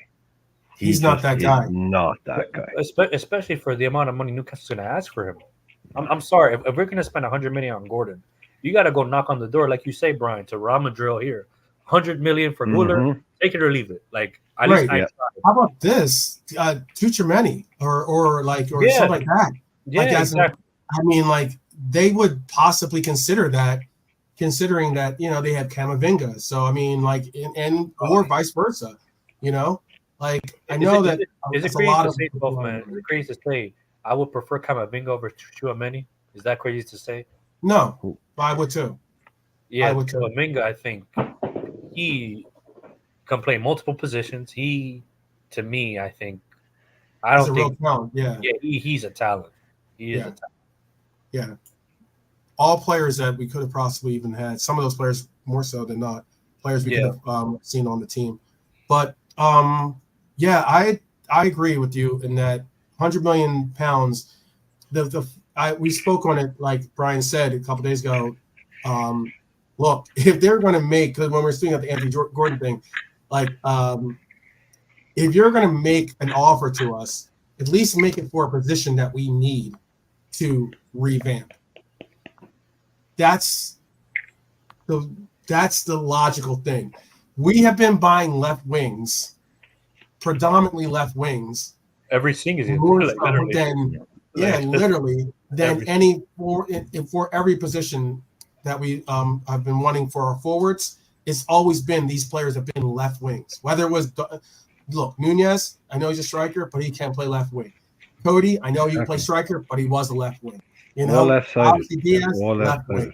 Even Diego plays left wing. You know, he was originally striker, but originally was left wing. Exactly. So we're terrified to try and we're terrified to try and spend money on someone to cover Salah when Salah never gets injured. Right. And so we've ended up in a scenario like exactly what you're saying. We've got 7 guys who can play in 2 positions, and each one of those positions is either center forward, left side, or left side, center forward. And then you've just got one guy on the right. Because we never, we're so imbalanced that way, and we have been for about 2 years now, I think. Nothing, there's just, but like, how do you buy a guy to sit on a bench to only come in when Salah is injured, when he's never injured, and is good enough to play behind Salah? I think that's how this has happened, because that's kind of impossible. Unless they see, or I guess the club sees it. Okay, we're gonna transcend or transform Diaz to be a right winger, to be back up to Salah, and we're gonna bring in another left winger, and that's why we're bringing in Gordon. Unless that's the mindset. I don't understand. I don't understand it, man. I would like to see us get someone if we're gonna get a forward. I've been on the Kubo train for a hot minute. The Kubo bullet train. So like, I'd like to see us bring in Kubo because he can play right wing, play left wing, play center. He can play 10. He can play across the front 4. Yeah. Literally. Yeah. So I wouldn't mind seeing that. I also like the fact that we are obviously doing this PR push with like into the Asian market. I'm not saying that should be the only reasoning behind it, but it definitely doesn't hurt. It plays a part, 12 man. Yeah, it plays honestly, a part. I mean, like, if he's good enough, if the player is good enough, you buy him. If the player is good enough, then that's number one. But I'm just saying it helps. If he comes with those extras, if he comes with those extras, cool. Yeah. But is he good enough? Everybody talks about Kubo. Kubo was like the original Goulier, right? Right. He is. Good comparison. He is. That's exactly the reason. That's exactly the reason why when I was doing the sporting director thing, I had Kubo and I had Goulier as 2 players I'd be interested in trying to get while they're. That was when they're because Kubo's I think release clause is like 60 million euros or something like that. 60. So, 67. Yeah. So I'm like, that's pocket change for a forward nowadays. For the level that he can be or should be, even if he wasn't a player that planned out to be world class, that's still. But that's what we paid. That's what we paid for Dominic, 60 million, right? The release clause, right? So it's our soft spot, right? We don't really spend more than 60, but we were good at those 30, 40, 50 $50 million deals. So well, let me bring up these. I'm going to bring up. I went through the Wonder Kids. I mentioned in there Mattia and Redondo in the chat, but I've mentioned them previous episodes before. There are definitely targets that I would put into that Wonder Kid pool as well. Mm-hmm. But I wanted to go into, since we have you on, and you're certainly a more knowledgeable expert when it comes to CONMEBOL. These are some of the names that we've been linked to, or names that I thought could be interesting names to go after as well. The first name I have on here is a name that we have been heavily linked with especially after they beat us in Europa, and that is Ederson. Ederson from Brazil is a name that we've been heavily linked to. The midfielder, right? Yes, the defensive midfielder. Atlanta. Yeah, it's DM at Atalanta. Yep. He is 24 years old. Plays very much like a destroyer as opposed to like a real holding midfielder per se. But he is someone that is getting more play with Brazil. Is certainly someone that they're relying on a little bit more. They were apparently, were according to Fabrizio, we were preparing a 38 million pound bid for him, which is again in that sweet spot of where a number that we like to make our acquisitions in, anywhere from 30 to 50 million. Is normally Chris is spot on with that. By the way, that is, that's 100% correct. We don't go, that kind of 40 million is where we like to be. Yeah, we don't we did it with Verge because it was like, this guy is whatever they sold, whatever. But generational talent. We really do like to be in that kind of 40 million room to improve. If he comes to Liverpool in 2 years' time, 80. But we don't like to pay the 80. We like to pay the 40. Yeah, definitely. Exactly. So the thing with Ederson, and I think, which I'm conflicted because I think we have too many midfielders, in my opinion. But me too. You're 100% correct. We do. But we do need a 6. But Ederson isn't a 6 though. So okay. He isn't a 6, and I think people. Yes, he can play the role, but he isn't a 6. Does he have an engine on him? Yes. Does he recover balls? Yes, but he isn't your typical 6. So, are we gonna buy him to convert him to a 6? Are we gonna combine him? Or are we gonna bring him in to pair him up in a little pivot with McAllister? It could work. I'm not too sure about this one though, because he isn't a 6 or a natural 6. Can he be converted? Yeah, sure. But I don't know. I wouldn't be upset with the signing. It's just we have too many box to box in a way. So yeah, it's a weird one for me. So unless we're gonna let go of a midfielder to bring in a midfield, like I don't. But then we just signed a whole bunch of midfielders. Like we're not letting go of Endo. We're not gonna let go of Gravenberch. We're not gonna let go of Szoboszlai. Like it's weird for me. So I think in Bajcetic, you didn't have that him. I think Bajcetic's eventual return to fitness and availability is going to make a difference. I don't see Bajcetic as a 6 though. I see him more of a box to box in my opinion, but that's just me though. I wouldn't be upset with the signing. He has the right age, right price range, so it would work. But I just don't know the tactics that's going to be applied next season. I don't know what he wants for the midfield. I'm hearing rumors, or I don't know if it's true. People are saying that convert Gravenberch to a 6, which is kind of crazy to me. But does he have the size for it? Sure. Have you been looking at my old Twitter feed? Is that what you've been doing? Was that you? Oh, Jesus Christ, 12 man.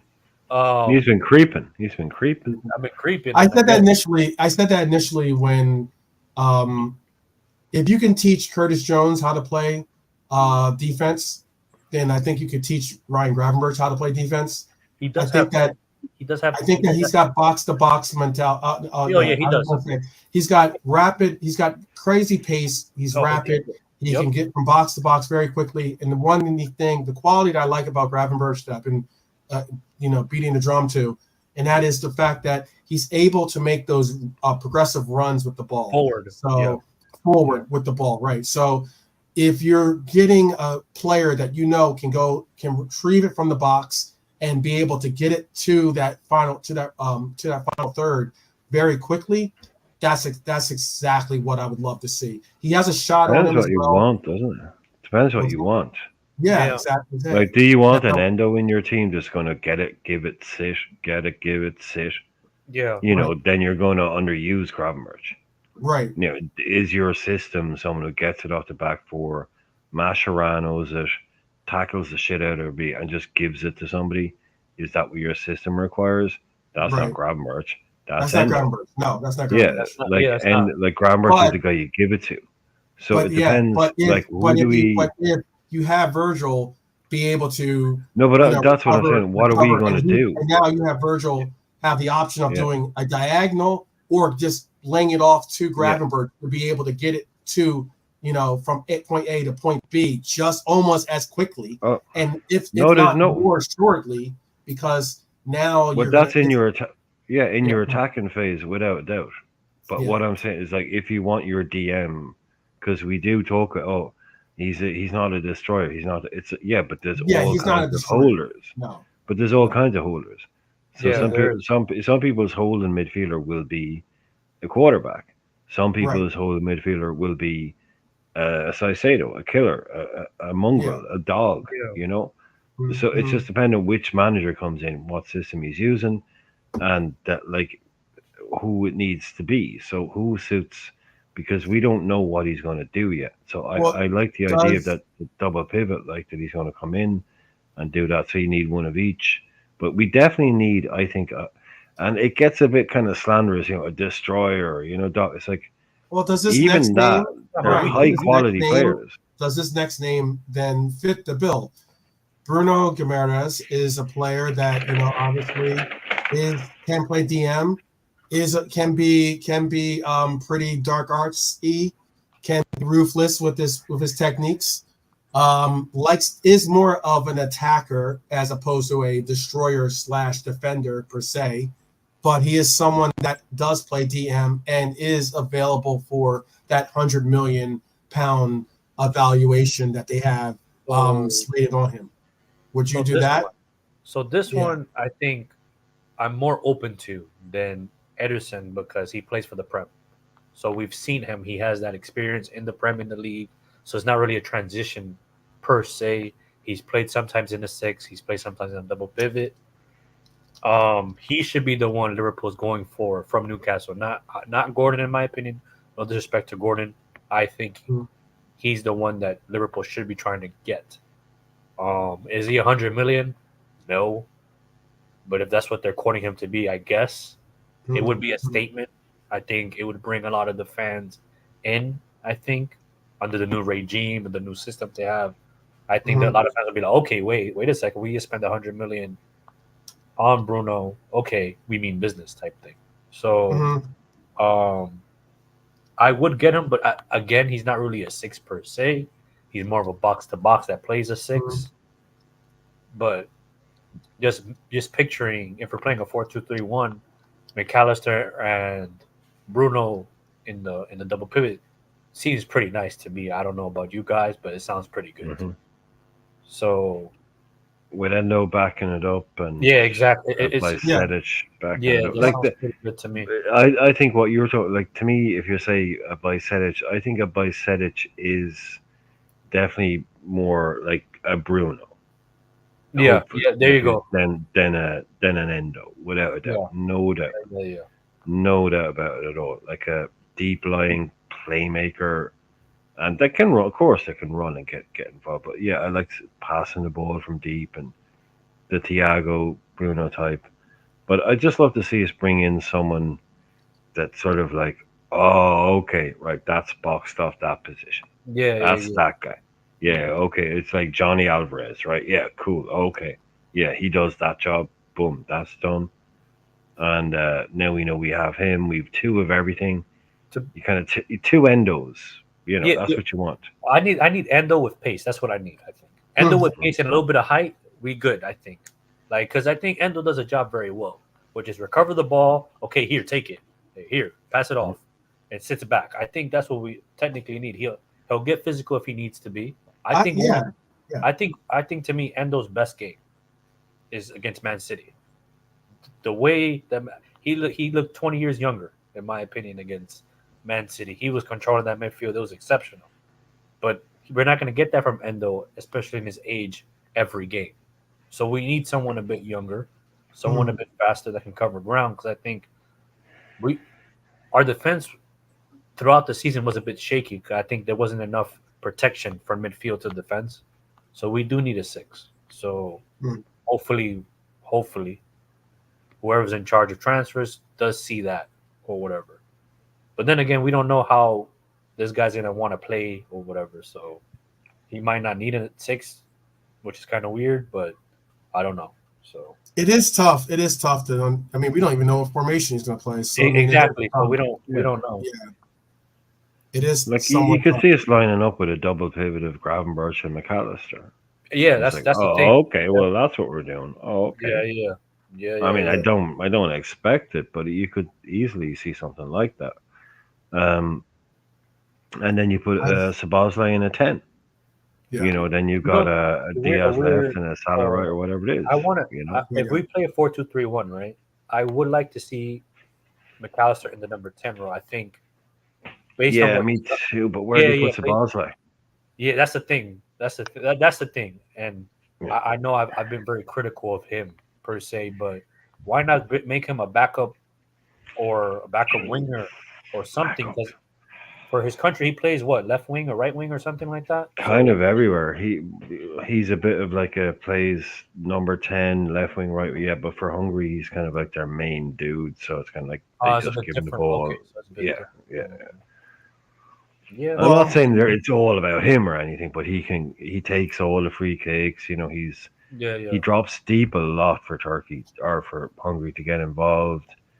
But at Leipzig is where we are from. Yeah, Leipzig, he was kind of at number 10, wide left, wide right, attacking midfielder. So okay. Yeah. I was early on saying. If you're talking about Dom, I was early on saying that I would have liked to see Dom take on the right winger responsibilities when Mo left for AFCON. He has the pace for it, though. He has the pace for it. He definitely has the pace for it and the legs for it. No, he could play it. Yeah, everybody was like, look, this guy plays left wing, right wing, center for Turkey. Everyone was like, let's put him here, let's put him there. Everyone wanted him to play. But in the all the Liverpool chat was like, why are we playing him here? Why are we playing him in this defensive role? Put him left wing, put him center, put him right wing. Everybody wanted him playing further forward, right? Because it was like, we're putting this dude in. People could see what was happening. He was just being the Henderson guy. No, and I get that. We were neutering him. So put him further forward, and you'll see a lot better. And that's the thing. I'm gonna bring up 3 players right now, since we're talking about the right wing position. The one unique thing about the club, and again, it goes to whatever formation we end up going with forward. That's obviously going to constitute what kind of players we need and what kind of players are going to like really thrive in the system that Slot uses. But I did like the concept of a fluid movement, a fluid style of a formation that we have, because there's oftentimes when they do these things. It's actually, it's what my thing is called, but rotating triangles basically, and they have the rotating triangles on either side. You could play right mid, but at times you'll be in a more like right center mid, slash kind of like a right attacking mid position. You could be in the right wing position, which is where obviously Salah plays, but then Salah could rotate down in that triangle. Or you could be playing as a right mid, or more traditional right mid, or if not right wing back, in essence, kind of like role. So it's like these triangles, the way that we set up is very fluid, and you do get to see these players play in different parts and portions of the field, and it makes a difference. But I was speaking on the right wing, and these 3 players are players that I wanted to bring up. These are all, again, we're in the South American portion of this conversation. And we already brought up Dario Asoro from Chile. From Chile. Yeah. I think he's a talented player. I know that he is being looked at by the Wolves actually as well, are looking at trying to bring him in. We could get him for as little as £8 million possibly. That's a steal. That's a big time for a 20-year-old attacker that has pace. You know, could be one of the breakout stars in this COPA, or could have been one of the breakout stars in this COPA. I thought it'd be very cool for us to do. But the other name, obviously, is Rodrigo. Rodrigo for Brazil would be a phenomenal right wing, eventual replacement for Salah. Would be someone that I would like to see us bring in, so much to the point where Rodrigo would come in, and hypothetically, we do go to a 4-2-3-1. Rodrigo comes in, and let's push Salah to that 10 role and see if he can hold down the 10 role as well. If starting Salah is a must, because I don't think that we want to platoon. I don't think Rodrigo's going to come to Liverpool and platoon and split games. Especially with that type of money you're going to bring him in as, what I mean? So yeah, you're not going to split games in the legs. So the thing is, people might know or not know. The reason why he plays right wing is because Vinicius plays on the left. Yeah. Rodrigo is a left winger that plays the right. So yes and double yes to bring him in. It's just like Brian has to say, Liverpool has to grow some balls and go and be like, hey, 100 million, take it or leave it. Can we have him or whatever? That's the only way it's going to work. If Liverpool has some type of ambition in regards to wanting to bring a player of that caliber. So, yeah, I'm all for him bringing it. I think he will be exceptional. I think he will be a marquee signing. That's a signing where you sit there as a fan. Okay, we mean business. So yeah. So I'm all for that. There's not really much to say. Everyone knows the player. He's great. He's young, so he can be here for 5 years. If that's what he wants to do, 5 years, and then go back to Madrid. Cool. And then, so I'm all for that. I'm all for the Rodrigo. I got a phone call. Sorry. I was looking at Bonker's statement, and Bonker's saying if you really want a right wing, move Trent to right wing. I've suggested that in the past. Is not necessarily as a permanent option, but something that if you wanted to, like, let's say let's say we have to move. We want to bring in, let's say, Bradley as our right back, and Salah isn't available. I wouldn't mind seeing him at right wing. I think he'd probably do better as a right wing than he would as a. He'll get a lot more assists for sure. Yeah. I think he'll get a lot more. Sure, assists. Yeah. But I don't think, especially with, not saying that he's slow, because I don't think Trent's slow at all. But because how fast the league is, I don't think Trent's fast enough to beat a defender 1-on-1. So that's the same thing with Szoboszlai for me, is why I think at the elite level, I don't think he can play wide. I don't think he's mobile enough. I think he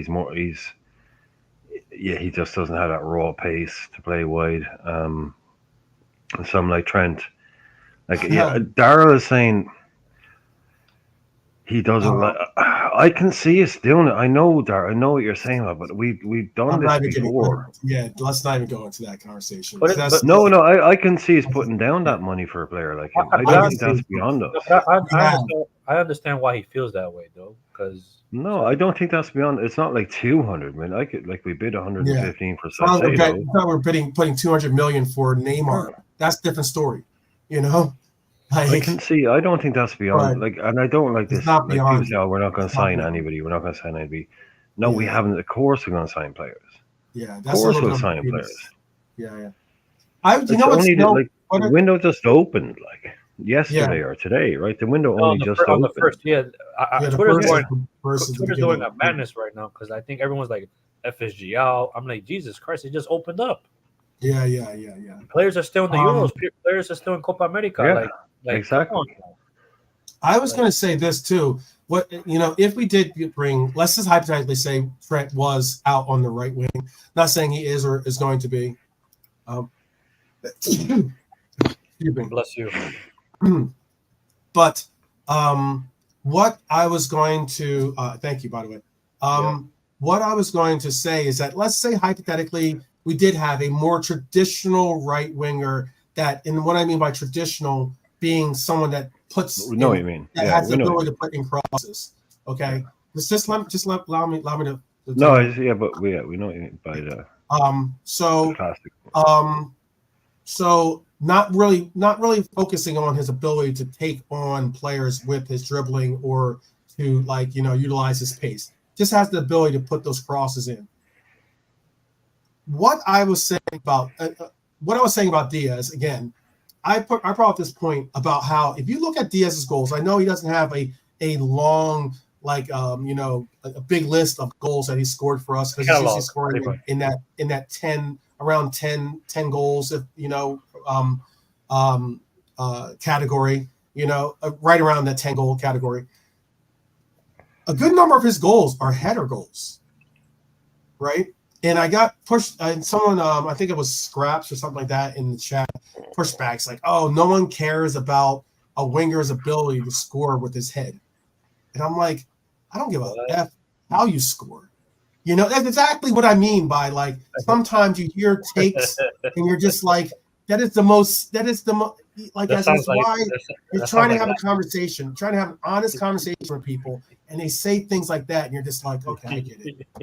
I tap out. No, it sounds like me last season, to be honest. I ain't gonna lie. It sounds like me. No, but to be honest, you're completely right, 12, man. Who gives a shit how the ball goes in? As long as it goes in, I don't give a shit. I don't care if it comes off his nose. It's a goal, man. I don't care. It's a goal. I don't care.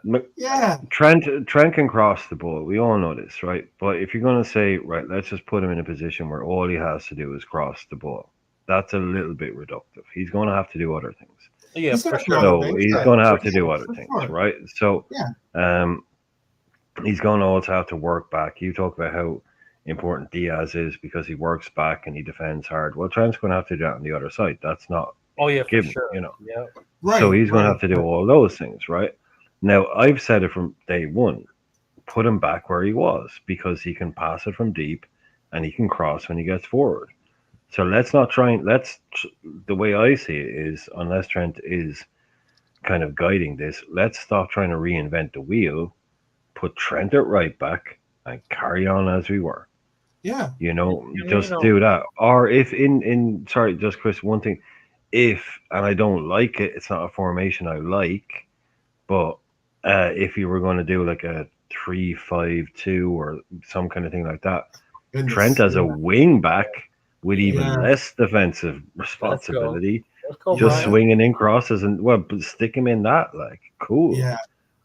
That to me seemed like, when Alonso was doing everything and he was going to be our next manager, everyone's like, oh, we're going to buy Frimpong. We're going to buy Frimpong. It's like, why in the F and hell would you buy Frimpong when you have Trent Alexander-Arnold? Right.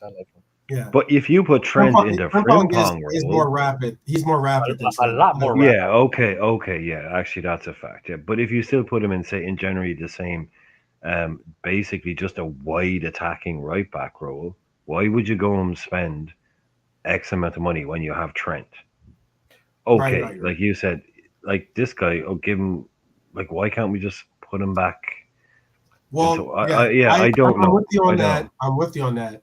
I think again, I wouldn't mind us. Obviously, I wouldn't mind us dropping some cash, going to get Rodrigo. Look, with the additions of Endrick, with the additions of Mbappe, let's be honest. I forgot they got Endrick too. Yeah. I forgot about that. With all these additions, look, someone's getting pushed. Something's got to give. Someone is getting pushed out. Someone is going to be sitting there on the sideline.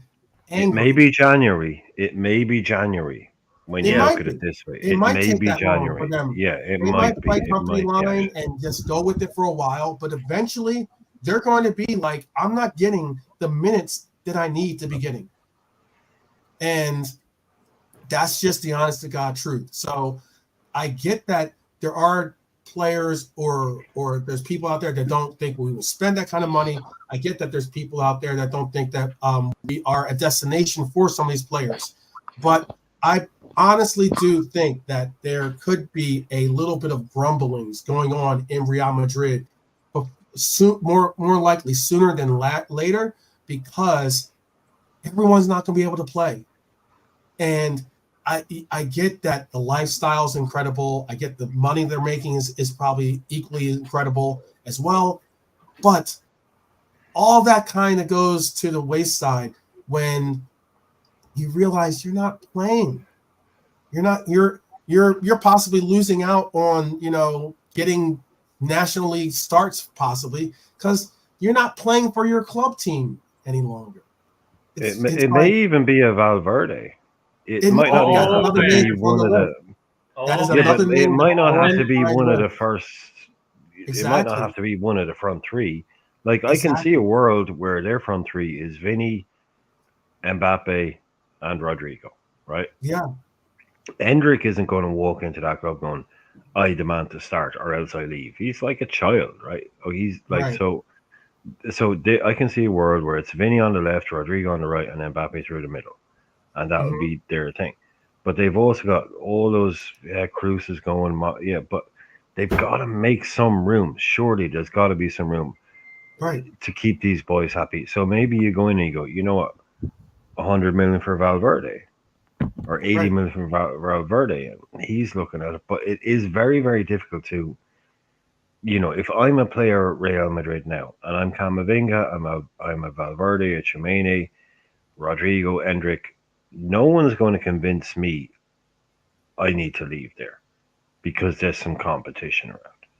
It's going to take a big conversation. Yeah, exactly. That's why they're there, because that's how confident they're. Yeah, and that's why that's how they made it. That's why January could be more likely. What it is, because they could believe that they wanted that they should be starting, but now they spend 10 games on the bench. That makes that decision is Carlos, and if he doesn't think so, then guess what? You are just hoping that Ancelotti can basically, do what Klopp did, which is be a good man management type manager that keeps those players happy and content despite the fact that they're not getting the starts that they believe they deserve. That's how you get that job, is because you have 24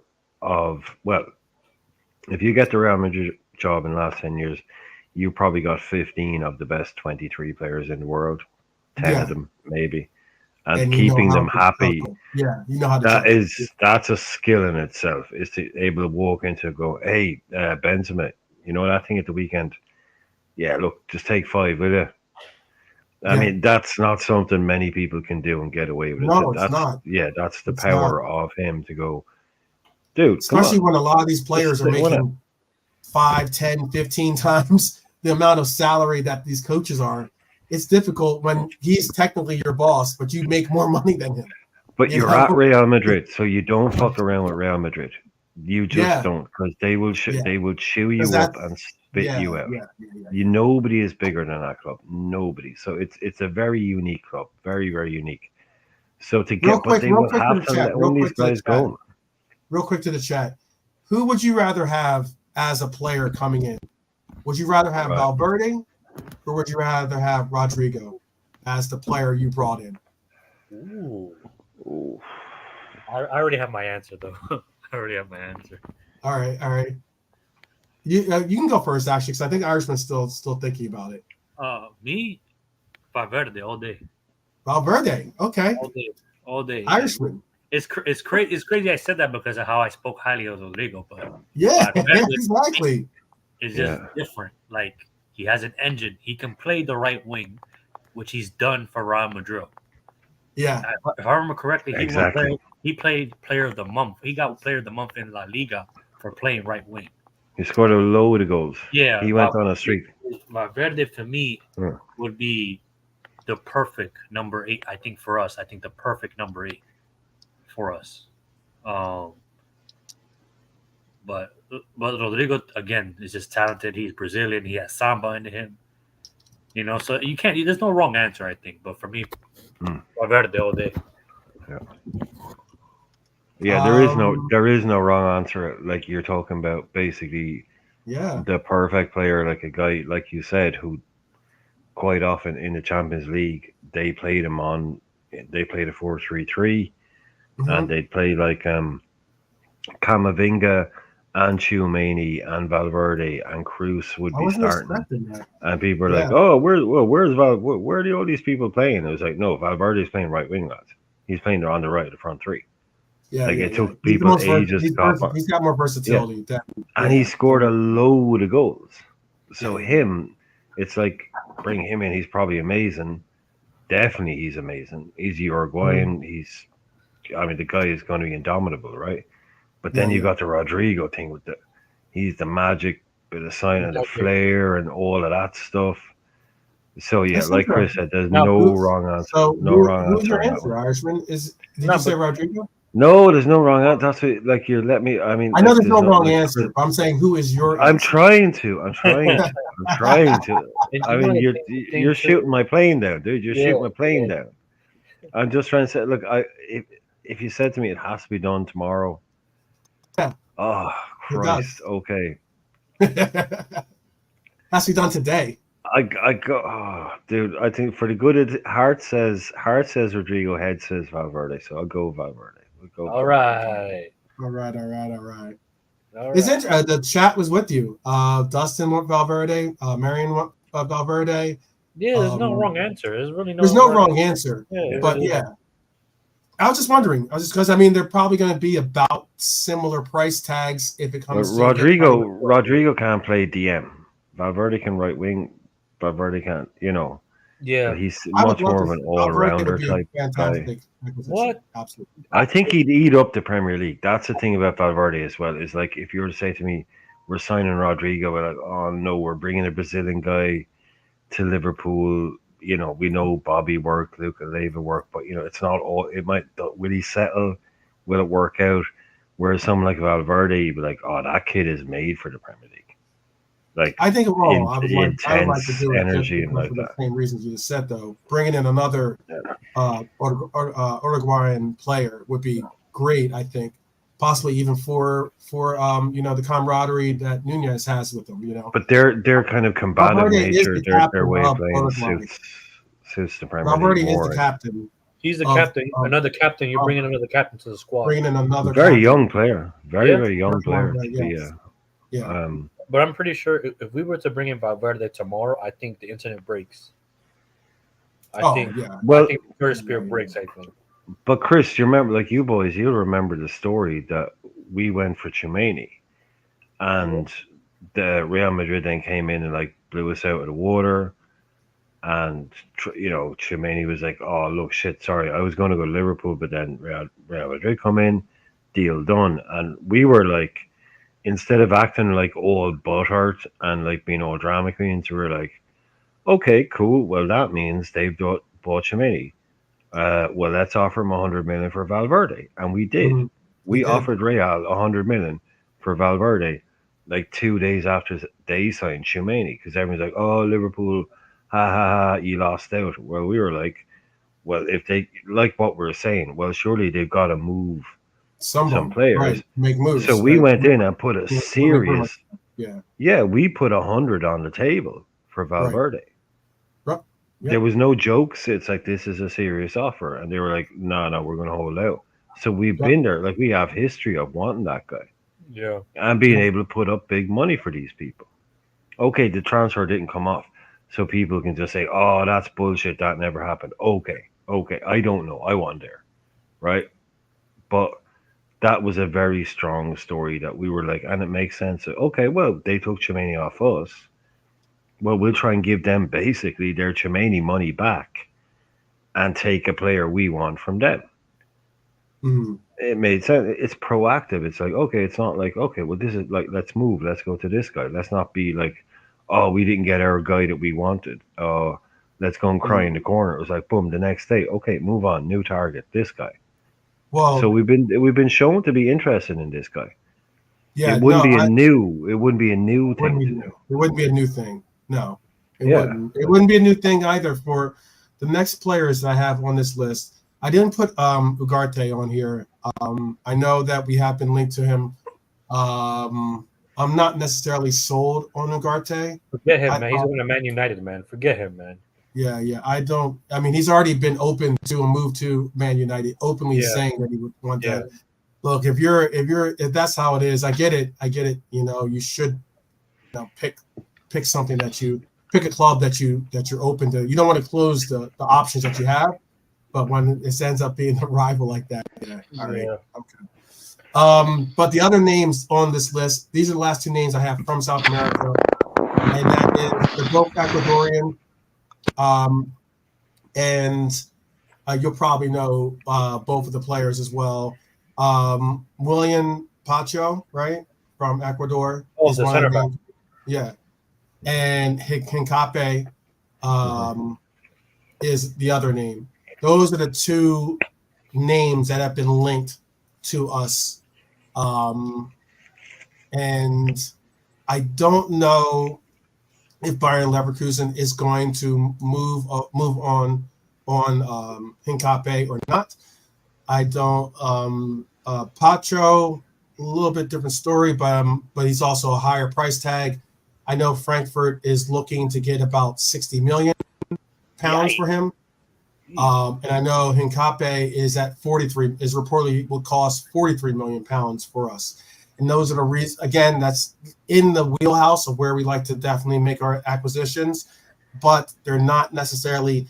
Is that too much, in your opinion, to go for those two players, for either of those two players? Especially how they're performing in Copa America? Hell yes. They're not yes, like the name itself sounds good, but if you look at how Ecuador is playing defensively, they're leaking very silly goals, and they're both the spine of the Ecuadorian back line. So I don't. It's a tricky one, to be honest. I don't know. Like, they're not for a center back. The answer is a need for us. I mean, we need a left back or need a left center back, but. And Cape would probably make the most sense because he can play off the left. Pancho is more of a Konate kind of build. He's fast. He's strong. He's more of that. If you want to compare players, he's Konate. And Cape, I guess in a way, stylistically speaking, he's more of a ball-playing center back type thing. He's more of a Stones kind of player from Man City. So I don't know, but then again, who else is out there that we can get? I don't know. The market is not the greatest of markets. It's not. It really isn't. Like, there's no standout players where you're like, oh, he's the must get. Albeit, we just spoke on some standout players, whether it's Valverde or Rodrigo. That's a different story. But when it comes to this position, there really isn't that many. I guess this could be a natural transition to some of these last names I have. And these are more from CONCACAF. These are more from the North American batch of players. And a name that we could get, a name that I would like to see because he is an American, but I don't know if it's the good. If I was his agent, I don't know if it's the right move for him. And that's Anthony Robinson. I think Robinson is a very talented player. He's 26, so he's young enough. He's still in that age range, that wheelhouse age range that we could still think of him as being a player that we would go for. Played the majority of matches. I think he played 37 out of 38 matches this year for Fulham. Is a very, very strong player. Left back, right? 12-man left back, right? Yeah. Okay. Plays left back for U.S. men's national team. Plays left back for Fulham. Very, very good when it comes to defending. Is difficult to bully. Can obviously bully the right wings that he goes up against very easily. And also has some pace behind him. Not exactly rapid. He's faster than Robinson, right? He's faster than Robinson. He's definitely faster than Andy.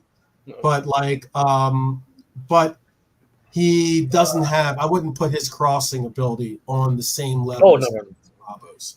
So That's the only knock I would say against Robinson. But I think that Robinson's is a more than talented player, and could be someone that we could. It wouldn't be that bad of an option, because personally, I do like having, rather than saying, for instance, with our left back options, and this is again, we'll go into this very quickly.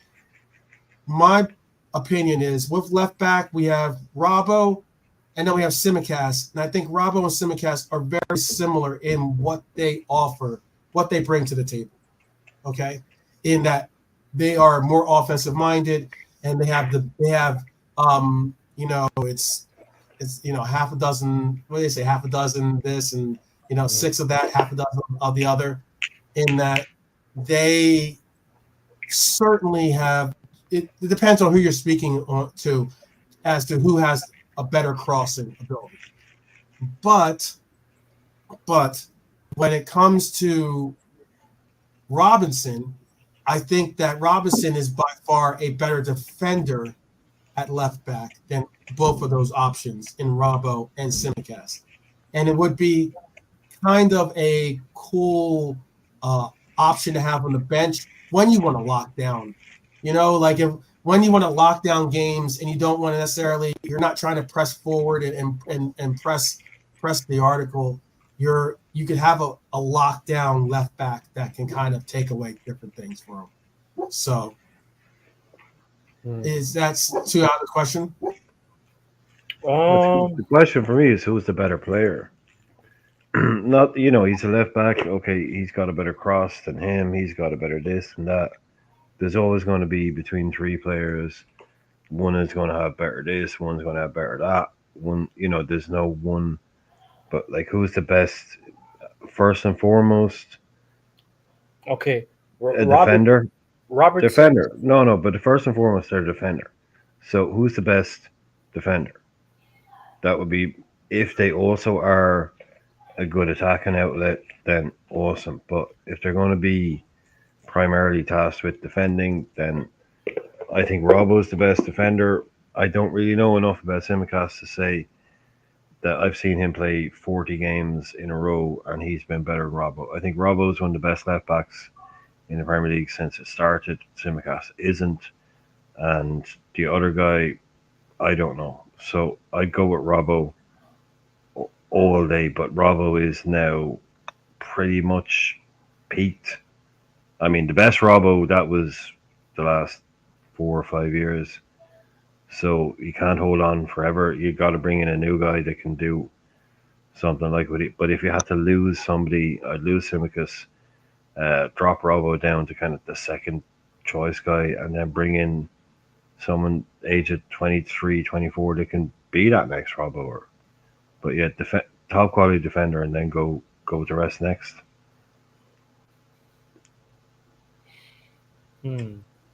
Well, the American is better than Simicast, in my opinion. So we would be upgrading in that position, but would he offensively, he won't offer the same as Robertson, I think, in my opinion. But defensively, I think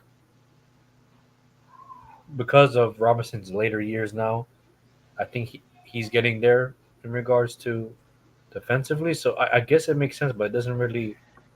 Does he move the needle? And I think a lot of the players that we're mentioning to bring in, or possibilities of bringing in, do they move the needle? Do they help us win things? I'm not sure.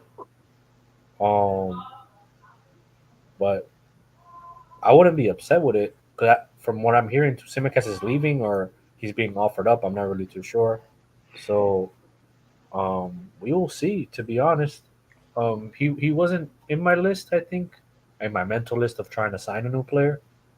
I wouldn't be mad at it, but I wouldn't.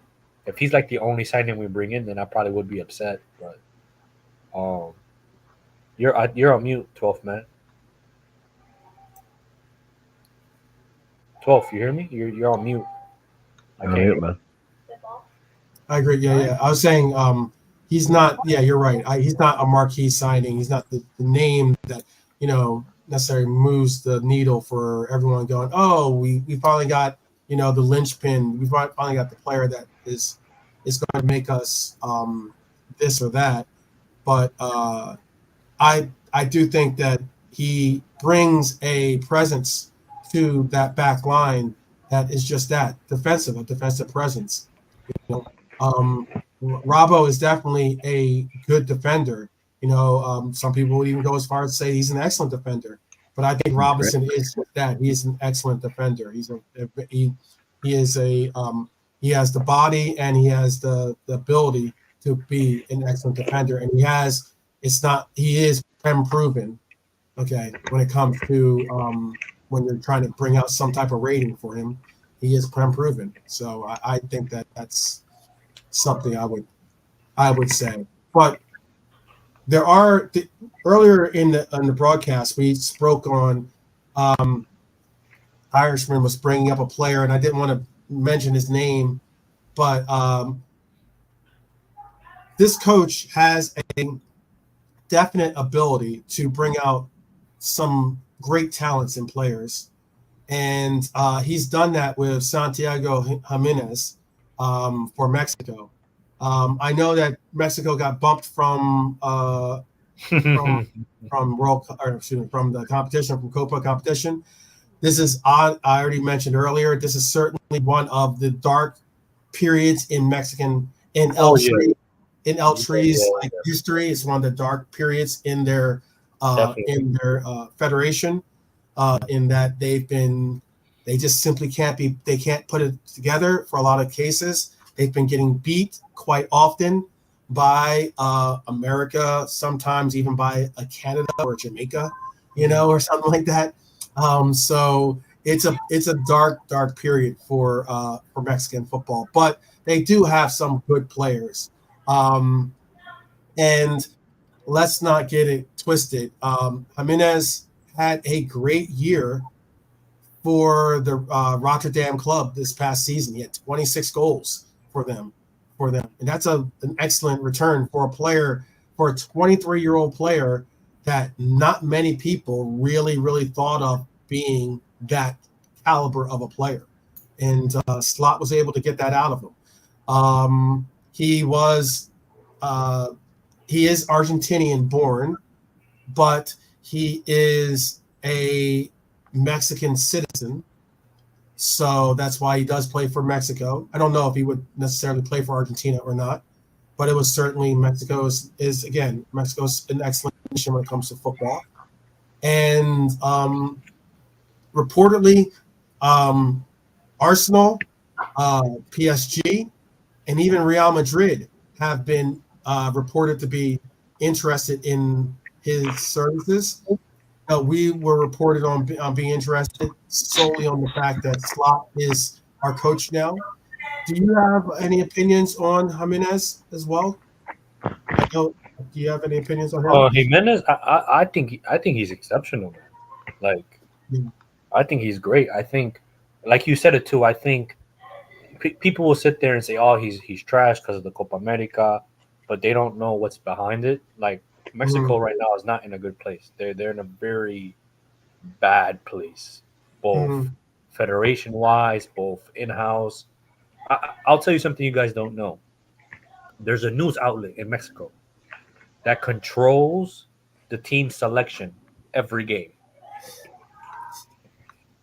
and because of the amount of money that news outlet gives the federal, like it is beyond. It's a different level of corruption, a different level of there's no stability. Like, it's bad. There's the news outlet pretty much says, "Oh, if you play for this club in Mexico, you're guaranteed to play for the like." It's tough, man. It is. You gotta look into it. It is. Oh, I do know that. I do not. I thought I didn't know about the lineup selections. I do know that they have a lot. They have a lot to say on the coaches. I know they have a lot to say on coaching, hiring, and firings. They have a lot of. It is crazy. Where it's like there's a couple of players that are leaving Europe, leaving to play from Europe to go back to Mexico because they're getting guarantees they're going to play for the national team. Like, it is ridiculous at this point. But I think Jimenez is a good player. I think But when you don't have, it don't matter how good you are as a striker. If you don't have the supporting cast to give you the passes, to give you the cross, If you don't have to, there's no they if can't you're feed not, you, then they're gonna eat. Yeah. what are you gonna eat exactly? Like Jimenez is no R9 from old. Like he can't do stuff by himself. Like Mhm. he isn't that type of player. But in that box, he's lethal. And if you give him a pass, 8 times out of 10 he will score based on what he's done for Feyenoord. Mhm. So yeah, like he's a good player. Do I see him having? Do I see him going to a bigger club in Europe? Yeah, I could see that, but um, this tournament didn't really help him marketing wise. No, So it didn't. It didn't. It didn't. it didn't help a lot of players marketing wise. But I think he's a good Mhm. player. So you know, Well, it could. This player, I was going to suggest too, and I asked the Irishman on his opinion. Jonathan David is a player that I have on this list, and I only have it because we were reported to have an eye on a striker when he was at Ghent or Gent, right? Ghent, Ghent, yeah, Ghent. in Belgium, right? In Belgium. But Yeah. they've obviously gone quiet ever since. We haven't really revisited it. But he has been playing well in League One. I know he had 26 goals for Lille. But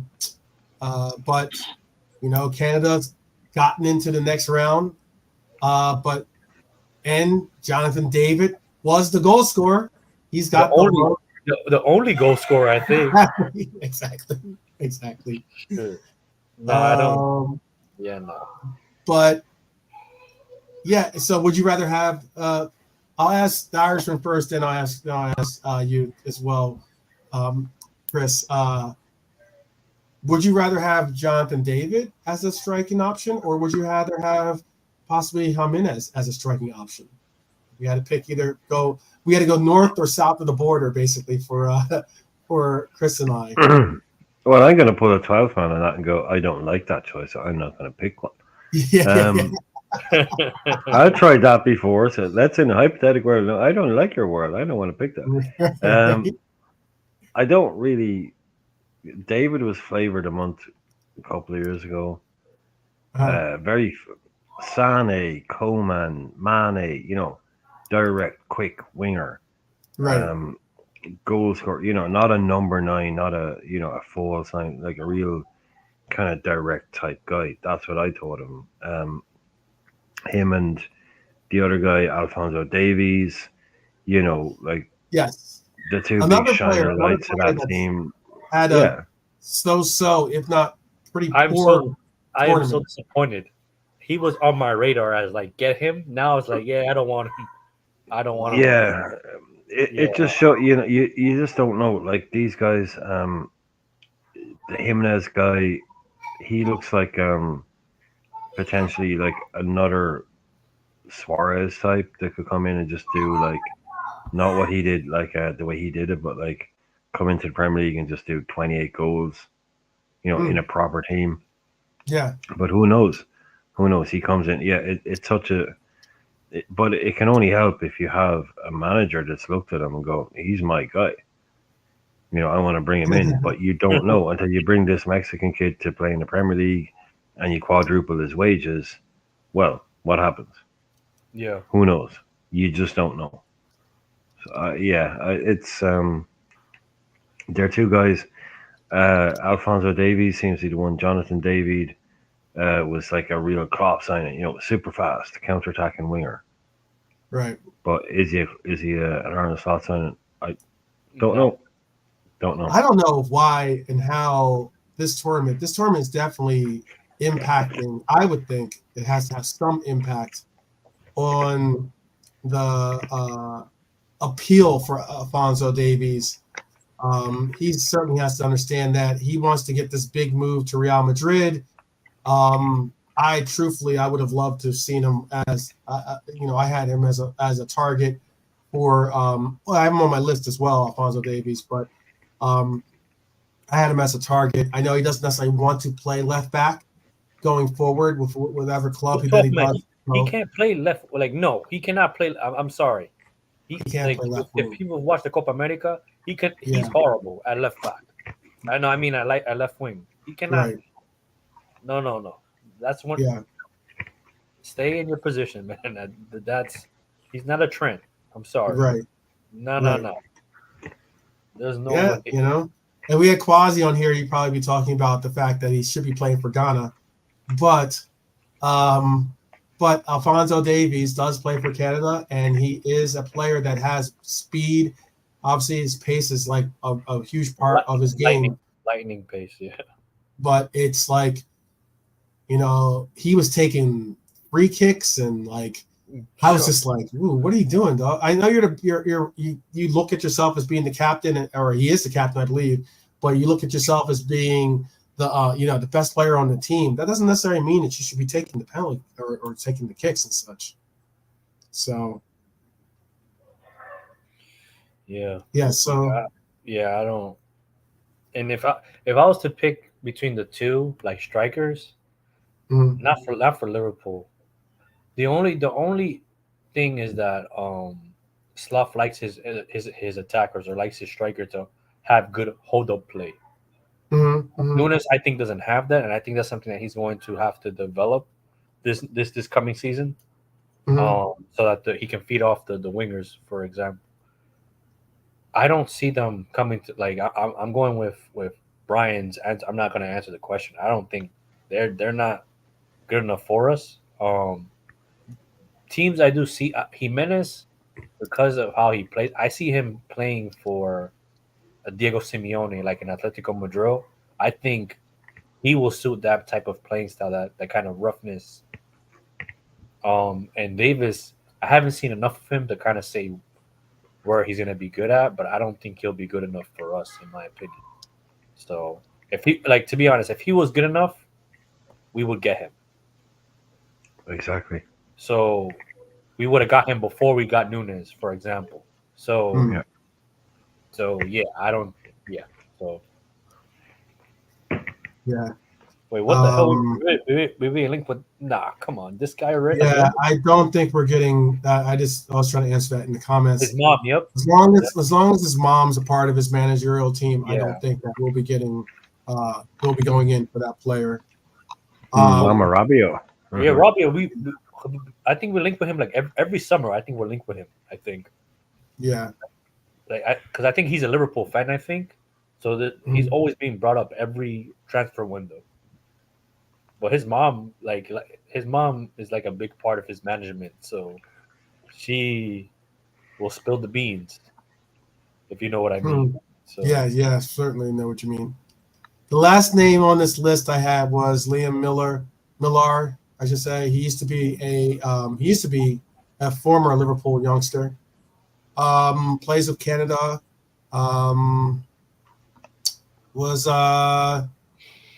He's played once for us, but that was against Shrewsbury in 2020, and then he moved on to Basel in 2021. Chances of us going back in for him are very unlikely, even though he has performed decently. Not necessarily the greatest performances, I would say, for him, even for Team Canada. But that's the list I have, basically, is for players. Is there any player, do you think, that is playing in Copa right now that you wanted to mention that you think that I might have missed? My fellow Colombian, Richard Rios. For me, he's ready for this.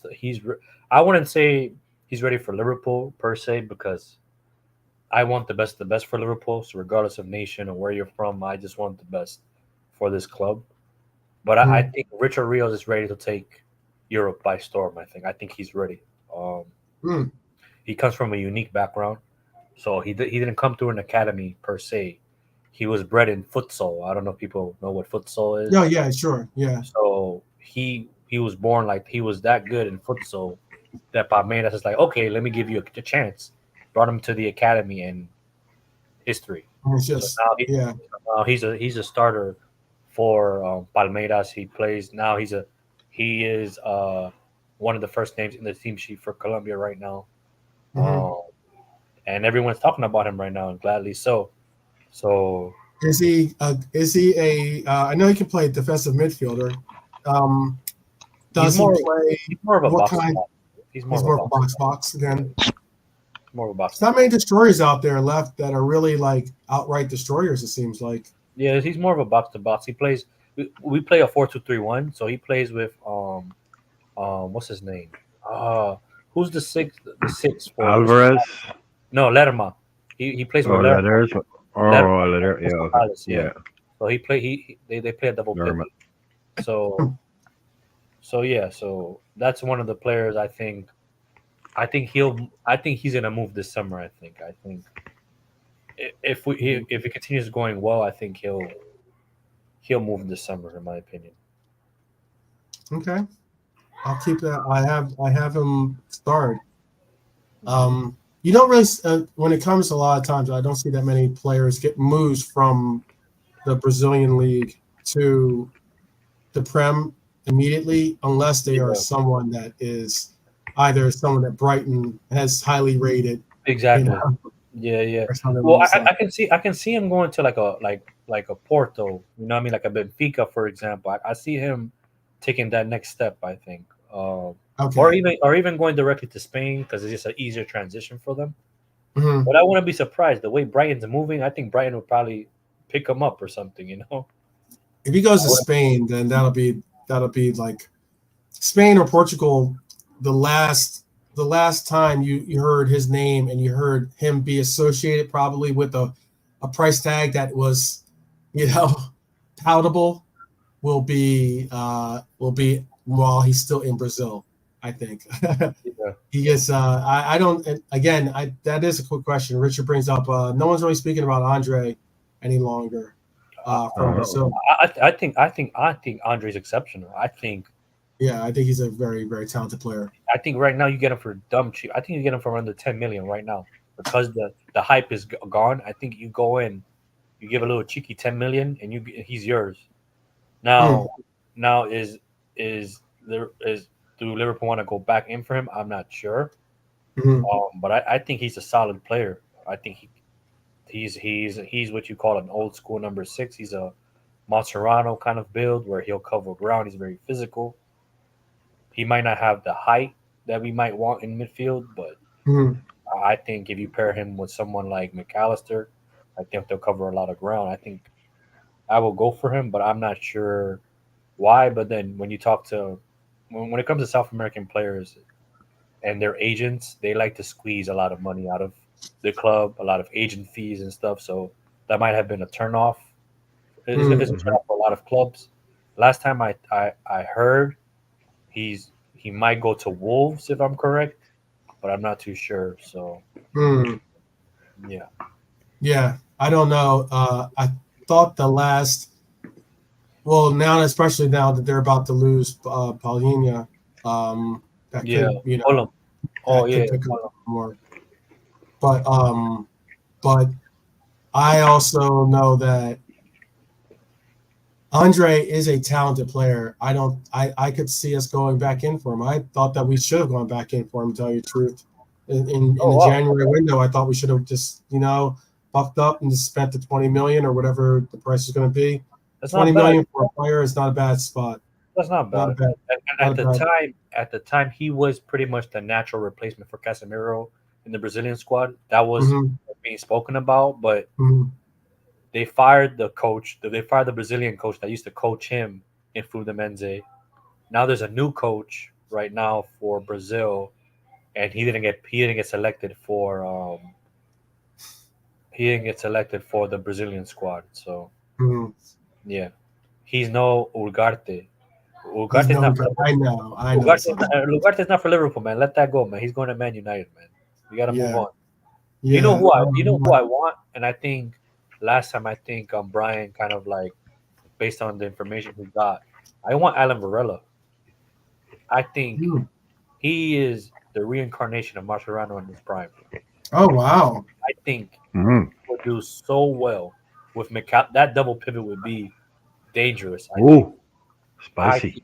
I think it will be dangerous. I think in regards to like Brian said, the physicality, the enforcer, Alan Varela has a bite to him. and he would not. He would protect the back four. I think he How enjoys much that. are you spending for him? Apparently, the release cost is 60. That's around. That's our price range. So anything more than Yeah. 60, I won't pay for him. But I heard the release cost is 60. I will go for him. I will trigger it. Ugarte has not been that good in Copa No, he America. hasn't. No, he He has hasn't. not been good. And He's not and, been good. and Uruguay is, if people don't know, there's 3 teams right now that are quoted to win the whole tournament. It's Argentina, Uruguay, Colombia, which I'm very proud of that and stuff to be part of that group, that 3. And on the It is other, crazy that you don't put Brazil in there, but yeah. no, it's so bad. Like people don't know there's a other nation that's going through a lot of corruption, a lot of stuff going on in the background. But Uruguay's number 1 favorite. I think number 2 on odds is Argentina, and number 3 is Colombia. So that's why today's game is so crucial for Colombia. Right now we're in first place, but we play Brazil. And based on whoever gets second in that group has to play Uruguay. Right, So, exactly. Yeah. So it's really it's an important game. Very important game. Really important. Like a draw or a win will do good for Colombia. But if I would say play for the draw, but I think if you want to be taken serious, you have to go for the win. I think. Have you been impressed by Alan Varela's play in Copa? Porto? No, or in Porto? I'm not sure. I don't think he's in the squad. If I'm correct, I don't think he's on the squad. Yeah, I was going to say I don't think he's on the squad picked for Argentina, but he's not picked. But that isn't that kind of says something. But favoritism. There's a lot of favoritism. You know, when it comes to those, especially when a team like Argentina is still the center is Messi still. They're gonna. He probably said to them, "Okay, I'm gonna bring the same squad that won the World Cup. Let's run it back again." And that's what it is. A lot of the players that are in the squad for Argentina are the World Cup winners. So, they're probably trying to run it again. So, but I think Alan Varela would be exceptional. So that's just me though. But yeah, what's going Irishman, on? do you have one? Irishman, do you have any names or players that you know Copa related? No, that's what I was that's why I was happy that Chris was going to come on, because I'd like to learn more about it, but I can't watch it. I don't. It's on too late, and it's not on TV. So yeah, I was just happy to listen to you guys kind of talking about it because you're watching them. Yeah. I don't get, like, I'm not going to say I watch the games. There's the names that I know and all of that. But yeah, no, it's just interesting to hear you guys talk about who's doing well and who's doing what, because it's as you all know, South America, it's a hotbed of talent. There's guys out there. It's where in 2 years' time there's going to be a couple of guys playing at this tournament now that are going to be going for 100 million or 80 million to easily. It's easily. Yeah. So these are always great to watch, these tournaments, or to hear about these tournaments. Because it's where they are. Yeah.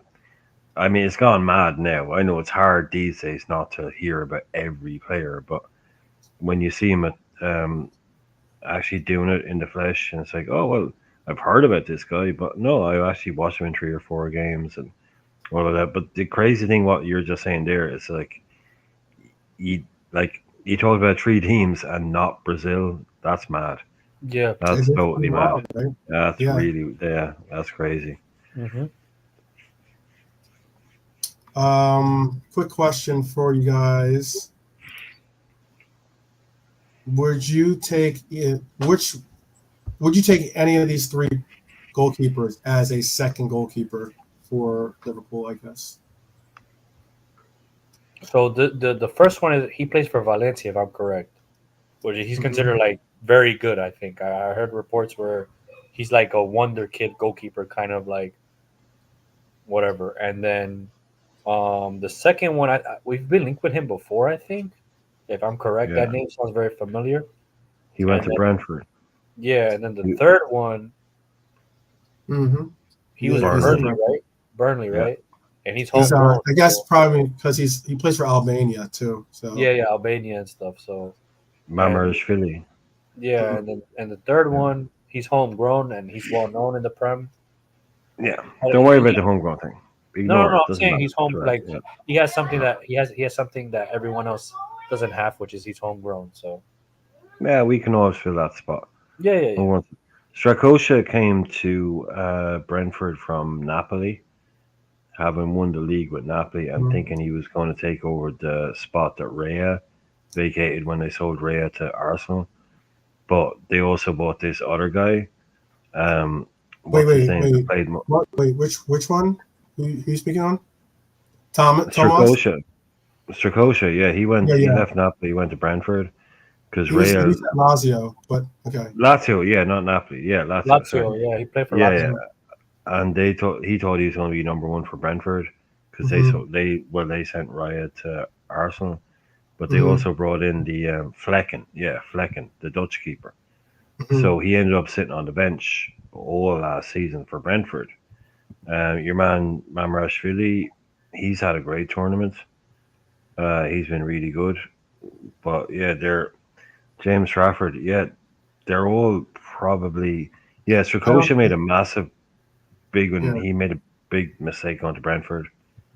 He needs to leave there, so I take him as a number two. I don't think the other ones. Yeah, I take them all. Yeah, not Trafford, too expensive. Strakosha, yes, Trafford's way and too expensive. yeah. The other two definitely. The player valuation for the Mamar how do you say it? Mamarashvili. Yeah. Well, for Big G, he is a big boy, 6'7". That's pretty tall. Yeah. For a goalkeeper too, 6'7". Valencia acquired him for all of 725,000. Yeah, he was. Yep. Pounds. Yep. So there are some players out there that sometimes are under the radar that you just don't know about. But yeah, he's now worth his player valuation, market value is like 31 million pounds. And Valencia are in need of money too. I think they're having Always financial fair play. They're not doing. Always need money. Yeah. Last 20 years, they've always needed money. Yeah. I would, and this one too. I'll make this the last question. Akpo looking good. Would you play him as a right wing, or would you take Anthony Gordon? Costs a lot of money. We actually spoke on this earlier, Richard. No on taking Gordon, and no on Cody playing right wing. I'd rather see Lucho play right wing than see Cody play right wing, personally. Yep. At this point, we have to stop this disservice with Gakpo. At this point, you got to play him where he's good at, and right now is left wing. Put him there. Yeah, this whole thing of like putting him in number 8, a striker. No. Like, yeah. Well, big up to Chris for joining us. He definitely helped out with the valuations when it comes to the South American market. Chris is the guy. So big up for him joining us today. Is there anything you want to say to people before we let them go? No. Just like, comment, and subscribe, man. Help them grow. Leave a comment so they, you know what I mean? The algorithm. You're doing a watch along today too, right? Oh, hell yeah, definitely, man. I'm gonna be screaming and crying if I have to. It's a big game for us, so yeah, I'll be on later to cover the game. Who are you playing? Chris? Brazil. We play Brazil. And that's on Beige and Reds TV, is it? Yes, sir. Yeah. Okay. Cool. Yeah. Cool. Yeah. Head over to Beige and Reds TV then, guys, if you don't know it already. Yeah. Thank you. Brian, is there anything you'd like to say to people before we let them go? Southgate in.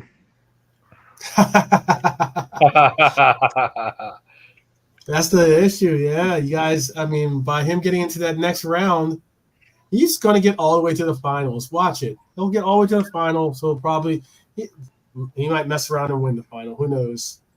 And then you'll be stuck with Southgate in for – he'll be able to ride that credit in the bank for a hot minute.